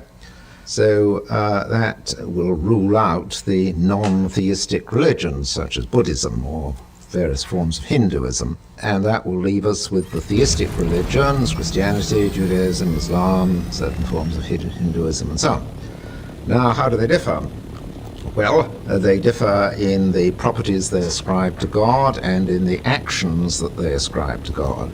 So we must look at the evidence as to whether God does have these properties and whether God has done these actions. But the main criterion for distinguishing between them is that all such religions claim that God has made a revelation to human beings. So how are we to compare competing revelations? The answer is, if take an analogy, if you receive a letter from somebody which tells you something, you need to find out who it's from. And if we can find out that the revelation comes from God, then that is reason to suppose it's true. How would you find out that it comes from God? Well, we authenticate letters by their handwriting and their signature. What sort of things are signatures of God? Well, there's one thing that God alone can do, and that is alter or intervene in, violate the laws of nature. If an event occurs which is contrary to the laws of nature, which involves setting aside the laws of nature, then that can only be done by the person who keeps the laws of nature operative. And if a revelation has a signature on it in the form of an event which God alone can bring about, then that is reason to suppose that the revelation is true. Now, I think Christianity is uniquely positioned in this respect because the signature in question is the resurrection of Jesus. If this occurred as traditionally asserted, then clearly it was a violation of the law of nature. Is it possible that God could give conflicting revelations to different groups? Well, not if he reveals certain propositions and he says to one, God is a trinity, and he says to another, God is not a trinity, then clearly one of these must be false. But if we're considering theistic religions, they've got an awful lot in common, but of course they do differ, and in particular in that example, the doctrine of the Trinity is denied in the Quran explicitly, affirmed in Christianity, so there is a conflict here. It's no surprise that Christianity sees itself as the only way to God. Christianity's claim is based on the resurrection of Jesus. Fair enough. But it's a claim that other religions obviously do not accept. So what do other religions claim? I start with my own heritage. What does Judaism profess about its own uniqueness? I'm really not sure. Rabbi Arthur Hyman, professor of philosophy at Yeshiva University, is an expert on Jewish thought. Surely he can enlighten me. Arthur, from Judaism's point of view, how do you look at diverse religions? How do you authenticate them? And what do you do about this obvious conflict? I think there are two issues here. That there is the abstract issue of how does Judaism look at other religions. And here there is actually a legal term that is used, tries to solve that issue. It's called Chasidei Umot HaOlam, the righteous people of the world to come. And these people are expected to observe what's called the 7 Noahide commandments: believe in God, believe in justice, not to murder, not to steal, and so on. And these are called Noahide because they are pre-Abrahamic. Pre-Abrahamic, and they come out of the rabbis extracted them from whatever is known about the pre-Abrahamic world. So that on the Jewish end, there is a kind of a recognition that there are many different kinds of religions and what is acceptable as a religion. But then there is also the historical aspect. The Jews throughout the ages, particularly in the Middle Ages, were forced to have discussions with Christians. So for historical reasons, in these situations, Jews, let's say, would try to show why Christianity would not be an acceptable religion because it has an unacceptable belief in God. So I think what happens, at least in the modern world, is that there would be a toleration of other religions, but I think the claim would not be that all religions are equally valid. I think in the end, if you belong to a religion, whether it is Judaism or Christianity or Islam, the claim would be whatever the value is of other religions, our religion is the best. Now, just because a person thinks that my religion is better than other religions, does that mean we have to persecute people of other religions? I think in general, Jewish thinkers would feel that as long as non-Jews observe these commandments, they have a part in the world to come, in the afterlife. While Judaism holds that being a Jew is the right road to God, it appreciates that other religions may also arrive there, and non-Jews participate in the good afterlife. Now for the third religion that descended from Abraham, Islam. I speak with one of Islam's foremost living philosophers, Sayyid Hossein Nasr, professor at George Washington University. We are immediately confronted by the fact that there are two poles that determine the way we think. One is, in a sense, universalism, one is particularism. For example, you think of a triangle. A triangle is a triangle, it's a universal mathematical concept. But you never see a triangle. You say this triangle. You're playing pool and there is that triangular figure you put the balls in. And that's a particular triangle.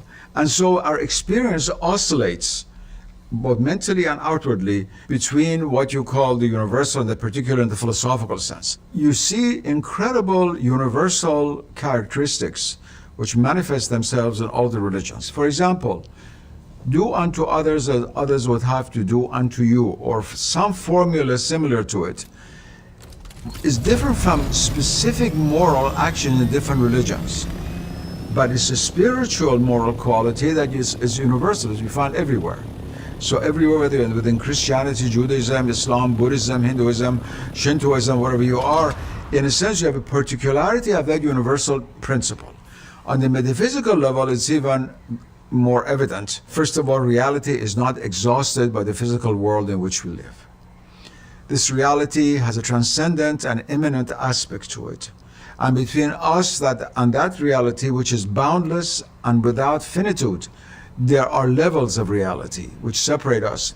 Perennial philosophy also respects particularity within each religion and considers it to be very important, because there is no path to either truth or the truth without being a path.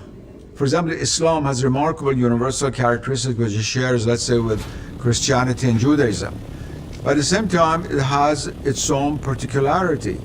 For example, the adamant refusal to distinguish between the kingdom of Caesar and the kingdom of God. Even the word secularism doesn't exist in Arabic and Persian. And the way that we are not trying to force the separation upon Middle Eastern countries is never going to work, because it doesn't go with how they understand God and themselves and the role of religion in life and everything else.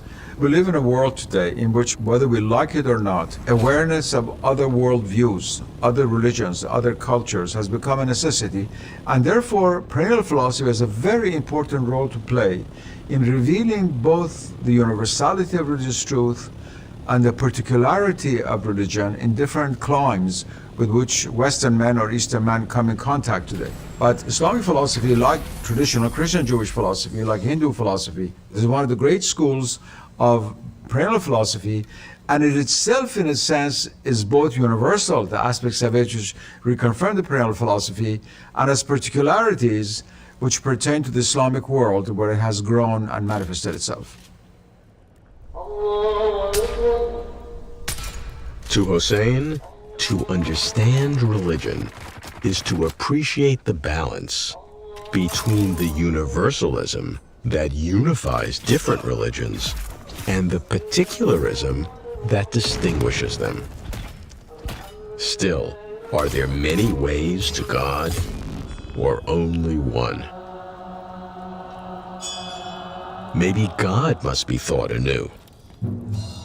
I must explore Buddhism.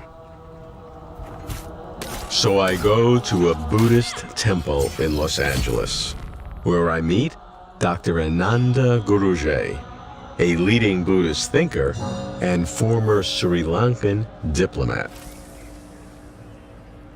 With the Buddha, there were no different religions. When a person wanted to change, give up his teacher and become a disciple of the Buddha said, I'll accept you on one condition.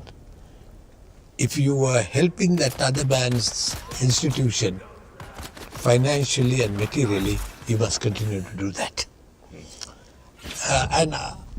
King Ashoka, who lived 300 years after the Buddha, he wrote a very interesting edict for his people, saying that do not criticize another's religion unnecessarily. And then he added, each one should learn the other's religion. We do not believe that one religion is superior to another. We believe that each religion addresses certain issues, certain questions, in the way that that community, that society at that time was prepared to accept. All that Buddha said we don't accept as the gospel truth that we have to believe, because Buddha preached, do not believe what is in the books. Do not believe what comes to you by rumor. Do not believe because you like the teacher. Think for yourself and ask the question, will this be for the good and the benefit of the many? So if another religion claims that it is the only way to truth, what would the Buddha say about that? May it be for you. I have no question about it at all, if that is the truth that you understand. But please don't take a gun or a sword and try to make the other person think the way you want. But the other religions may go further and say it is the right way for me, but also it's the right way for you. Sharing that information. The Buddhist process, not only don't wait till he asks you to learn it, you learn it on your own. That is what Ashoka said. He said, each one learn other person's religion. He didn't want the others to wait till somebody comes and says, my religion is the best learning. When I teach, when I speak, when I write about Buddhism, I want to share what I think are wonderful ideals of Buddhism with the rest of the world. Yes, we have something to share with the world, but we have nothing to impose upon the world.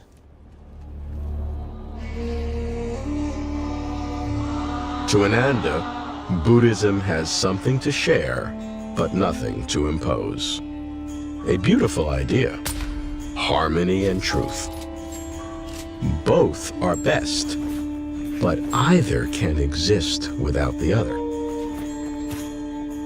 I hope for harmony, but my journey seeks truth.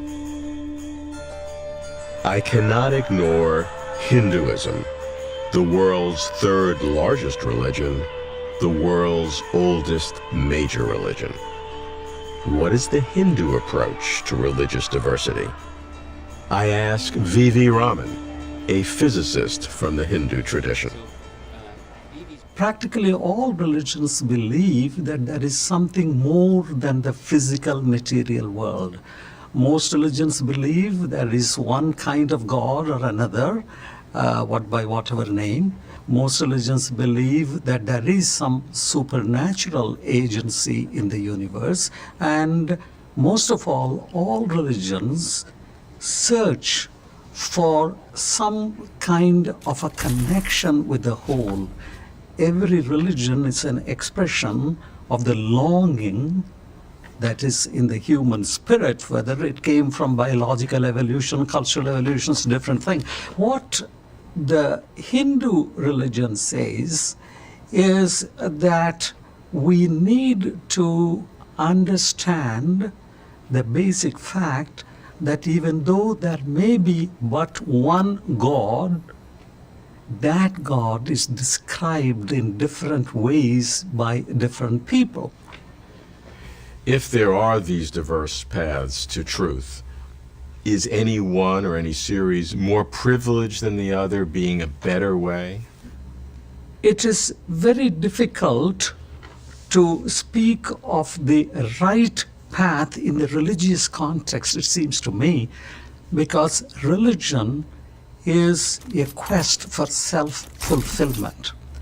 Inherent in the Hindu tradition, and for me that is the best part of it, are two things. One is that others may find fulfillment through other paths, and we need to respect that. And what brings spiritual fulfillment to an individual is not something that is prescribed elsewhere or by someone, but what one achieves by one's own quest. And therefore, if you want to find spiritual fulfillment, which is different from finding the nature of ultimate reality, then you would choose a path which probably is in your own tradition. So whether that is the ultimate reality, I cannot say, because ultimate reality is far more complex than finding spiritual fulfillment. I would love to find spiritual fulfillment, but I don't want to fool myself. You know, the fact that there are different people who undertake this quest and find satisfaction in different ways is a truth. Whether what they believe in is the ultimate truth or reality, we cannot say, be sure. Even the Hindu, the Vedas, there is an interesting line in the hymn of creation, which ends by saying, who really knows? Not even the gods may know how it all came to be.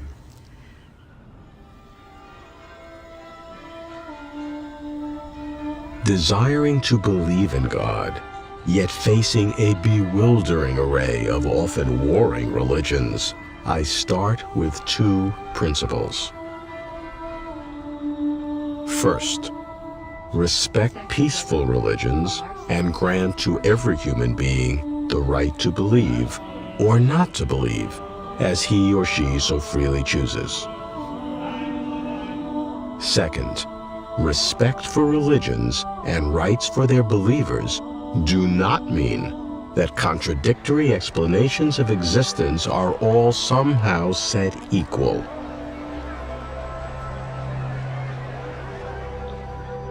As for me, I rely on critical thinking, giving no privilege to tradition or custom or accident of birth. I do not forbid faith from supplanting reason, but I am offended when religious motivation comes in disguise.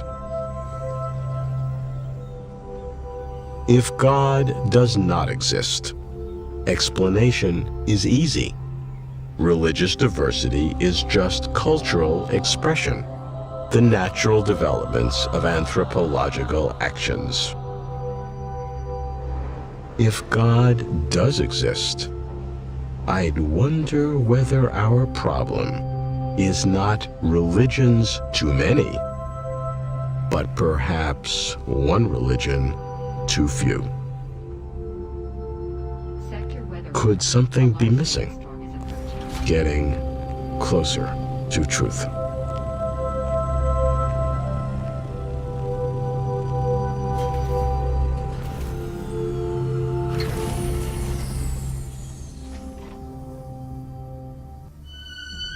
For complete interviews and for further information, please visit closertotruth.com.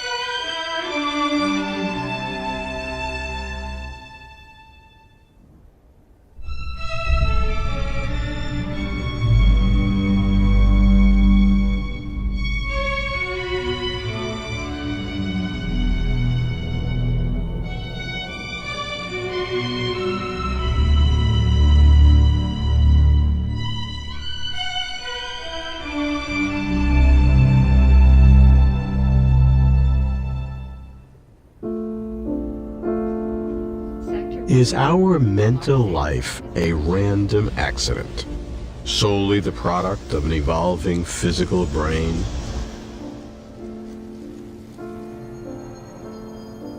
Or is there something deeply special about conscious awareness that may reveal a hidden reality? Even as brain science continues making enormous progress, describing the mechanisms of thought, some philosophers and scientists believe that consciousness is profoundly fundamental. Our best clue to the meaning of existence. This question I've pursued my entire life. Yet still, I must make this journey. I'm Robert Lawrence Kuhn, and this is Closer to Truth.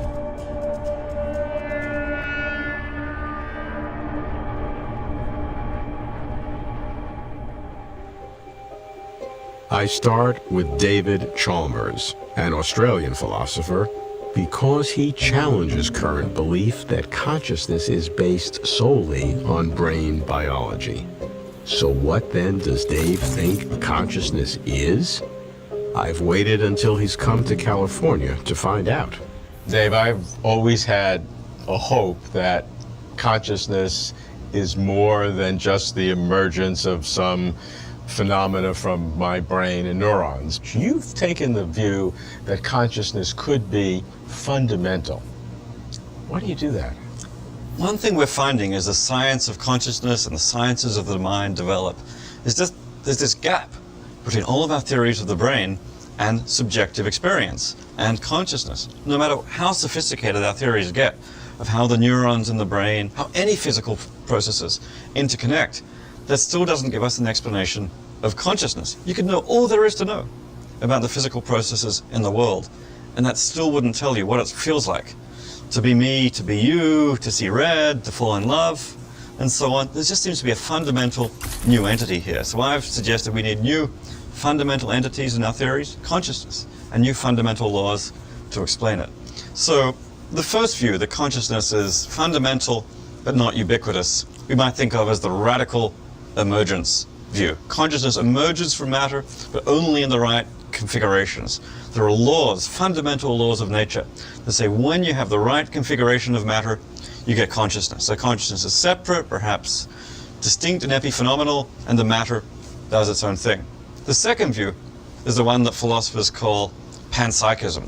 Consciousness is ubiquitous, but we still have a dualism because we have the matter and the consciousness separately. So two aspects, two fundamental aspects of reality, but joined at the bottom level. And this is inside the sun as well as inside our brains. On this view, it's absolutely everywhere. It's in our hands, it's in vegetables, it's in the soil. Tiny little bits of proto-consciousness, if you like, found everywhere. This leads to the third view, most radical of all, which says what's really fundamental here is the consciousness. The intrinsic nature of everything involves a little bit of consciousness. And the physical stuff isn't something separate. Rather, it's the way that consciousness manifests itself by its bits of interrelations. So you've got a particle, there's one bit of consciousness, another one's another bit of consciousness. Wire these up, hook these up in the right way. You get what we know as the physical world. So our view of physics is just all that consciousness viewed from the outside, if you like, from the third person perspective.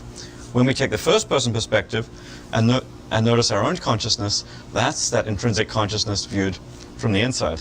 Is there an artistic wish that you have as opposed to what your rational faculties tell you? I'd say there's a rational way of thinking about this stuff, what you really judge to be true. There's also an aesthetic way of thinking about this stuff. There's what would be really beautiful if it was true.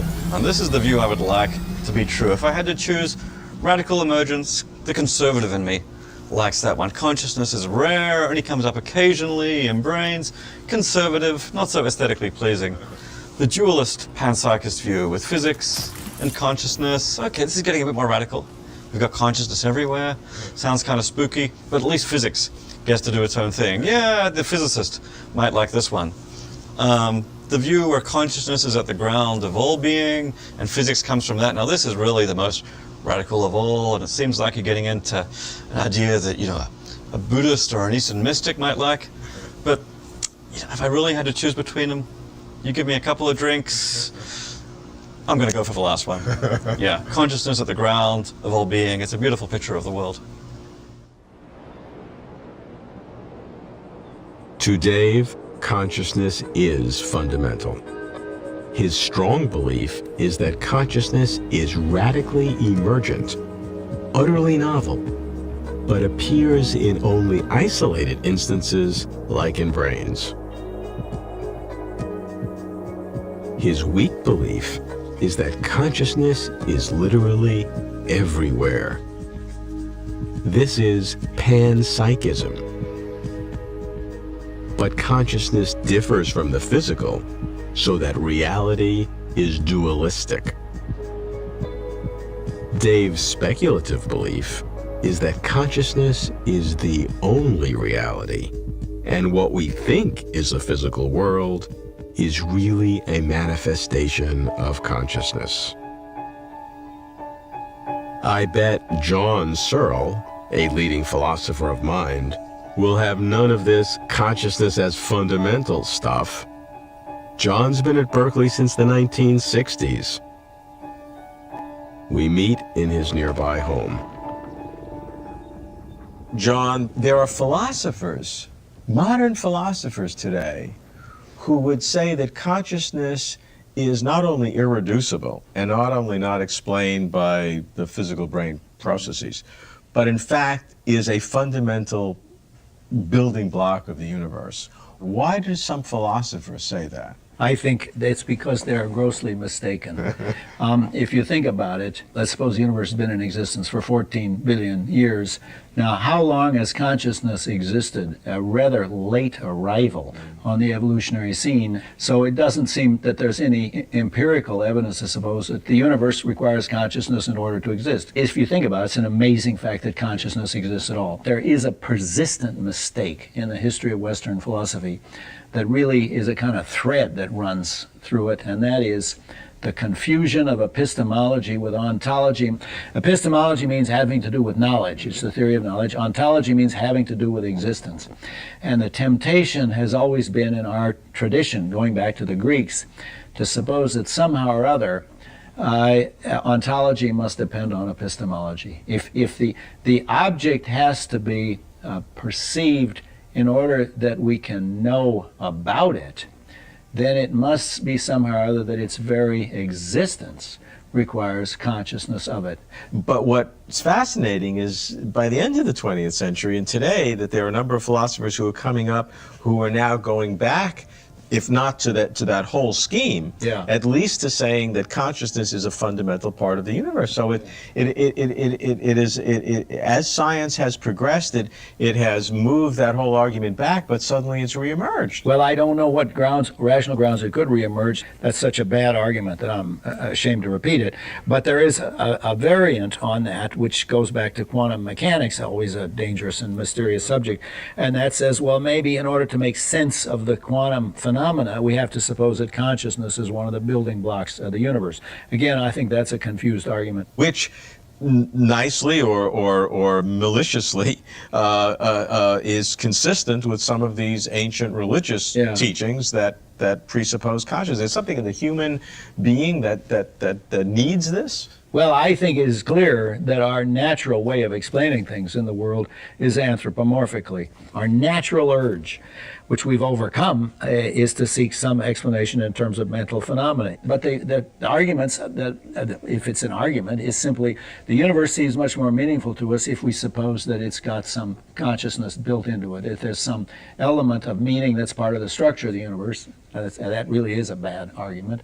And another argument is, well, we only can make sense of things existing if they're knowable. And the only way they could be knowable would be through consciousness. So once again, consciousness emerges as a basic building block of the universe. And both of them are fallacious. Those are very bad arguments. John is crushingly clear. Consciousness is produced by biological brains, which evolved through ordinary means. And to try to impart deep meaning to consciousness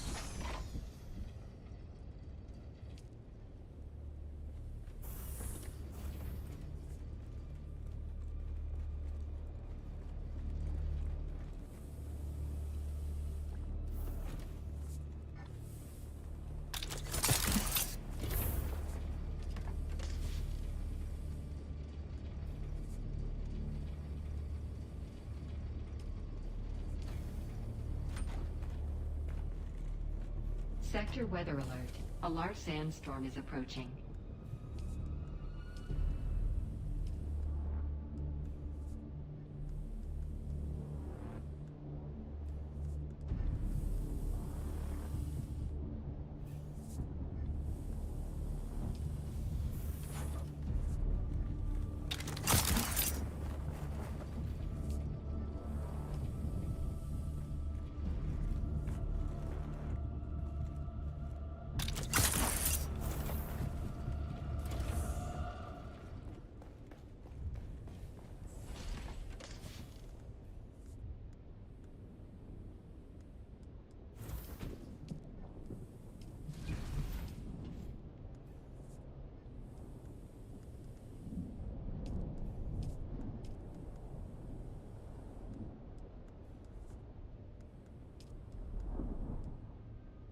Sector weather alert. A large sandstorm is approaching.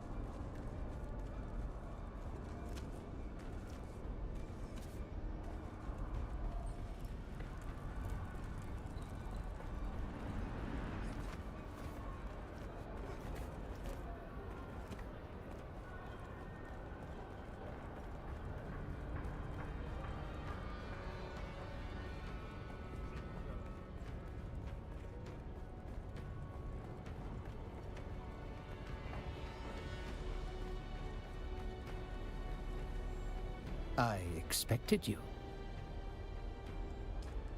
Show me, but you've accomplished the impossible, or at least the improbable. This bad spice is important enough to I became suspicious of the Emperor's sudden declaration of a non-combat. This changes everything. I am saying it is past time you meet Dune.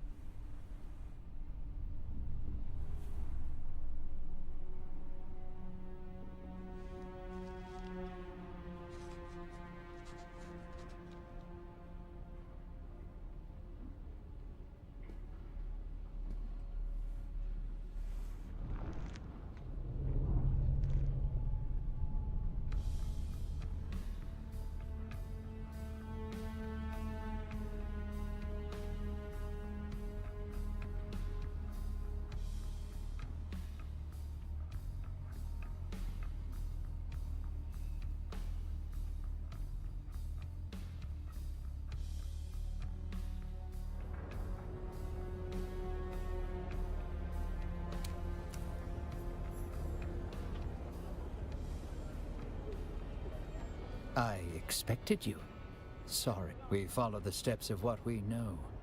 According to Skorda, this wise smuggles spice off of Arrakis just to mix it with poison. Who on Ix and on Arrakis would be involved in this? Finally, we have reason to suspect Imperium. Such a secret would grant the Noah influence at the highest fulcrum of... If we do that, we can save House Atreides from doom.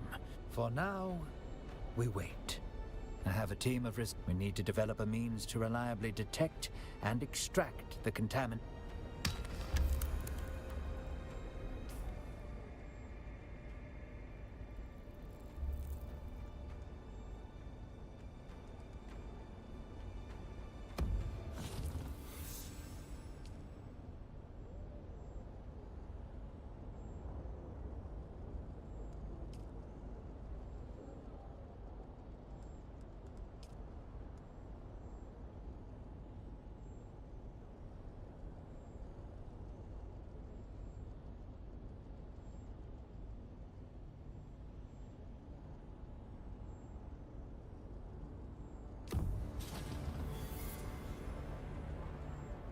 I expected you. So we follow this wise who final sat if we for now we need to develop a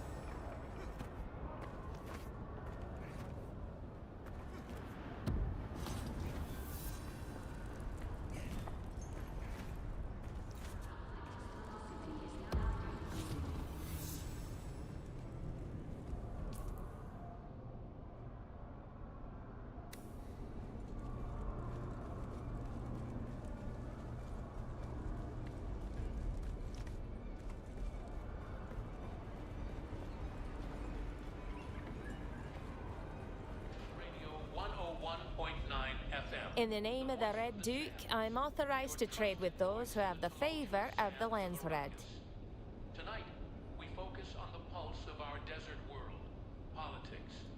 From the halls of the governor's palace to the deepest Fremen sietches, power is shifting like the dunes. Let's dive in. The Atreides ascendancy, fragile or firm? The Atreides banner flies high over Arrakeen, but whispers in the streets suggest that the sands beneath Duke Leto's feet may not be as stable as they seem. House Carino loyalists are said to be gathering strength on distant systems, questioning the Emperor's wisdom in granting stewardship of Arrakis to the Atreides. The Sardaukar remain a shadowy threat, and some wonder if alliances closer to home... I'm afraid you do not have the favor of the Lands Red by decree. ...balance the Emperor's potential In the name of the Red Duke, I'm authorized to trade with those who have the favor of the Lensred.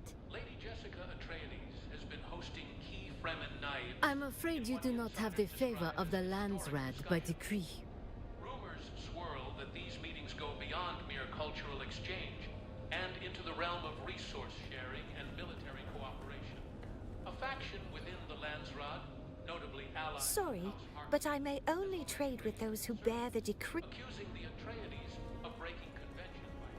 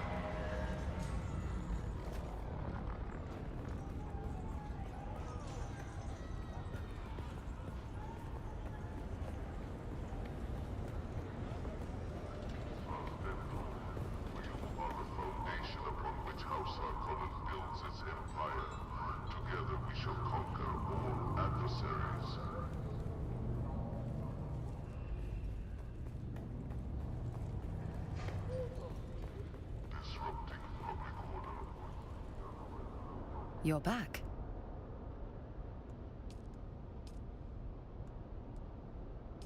I'll be the judge of that. Let's see. Good work. These genealogical records go a long way towards supporting my theories. Any idea or concept that challenges any core belief is not welcome, no matter how valid and well-proven it may be. That is precisely what we are trying to find out. Very well. I have analyzed the holy... However, the primary revelation is evidence of Missionaria Protectiva influence more than 7... Very good. I seek evidence of an ancient... There may only be fragments left, but I am sure the Sisterhood scattered Missionaria Protectiva prophecies as widely as possible. After all, what good are prophecies if nobody... I need you to track down more evidence of the Sisterhood's work. While most of it was lost in the Purge, the texts you recovered... Find them for me.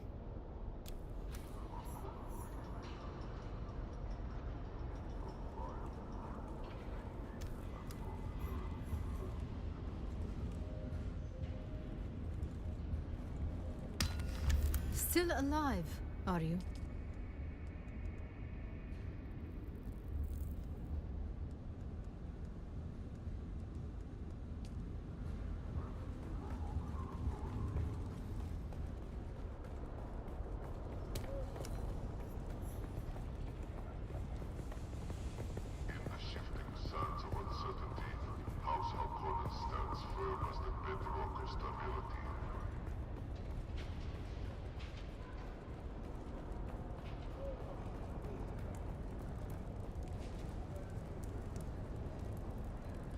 What have you learned?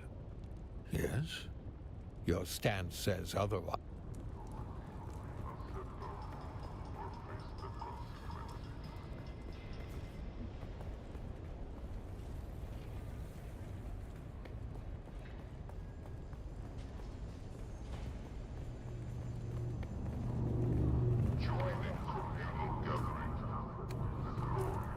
God, are you a man?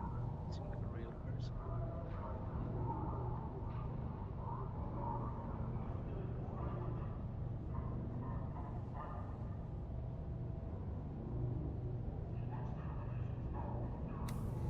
Citizens, heed the warning of history.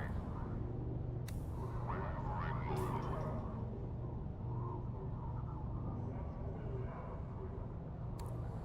That is loyal.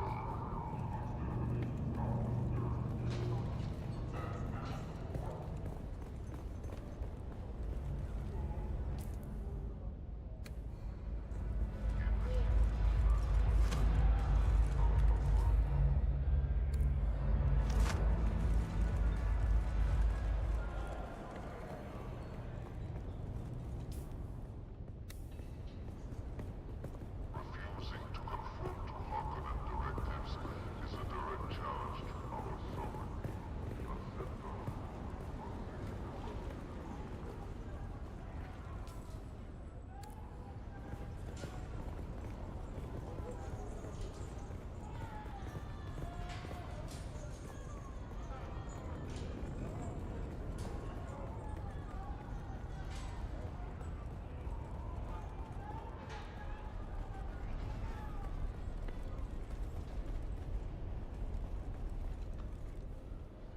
You are not recognized by the land. By the beneficence of the esteemed Baron Harkonnen, those who carry the Landsraad favor may trade here.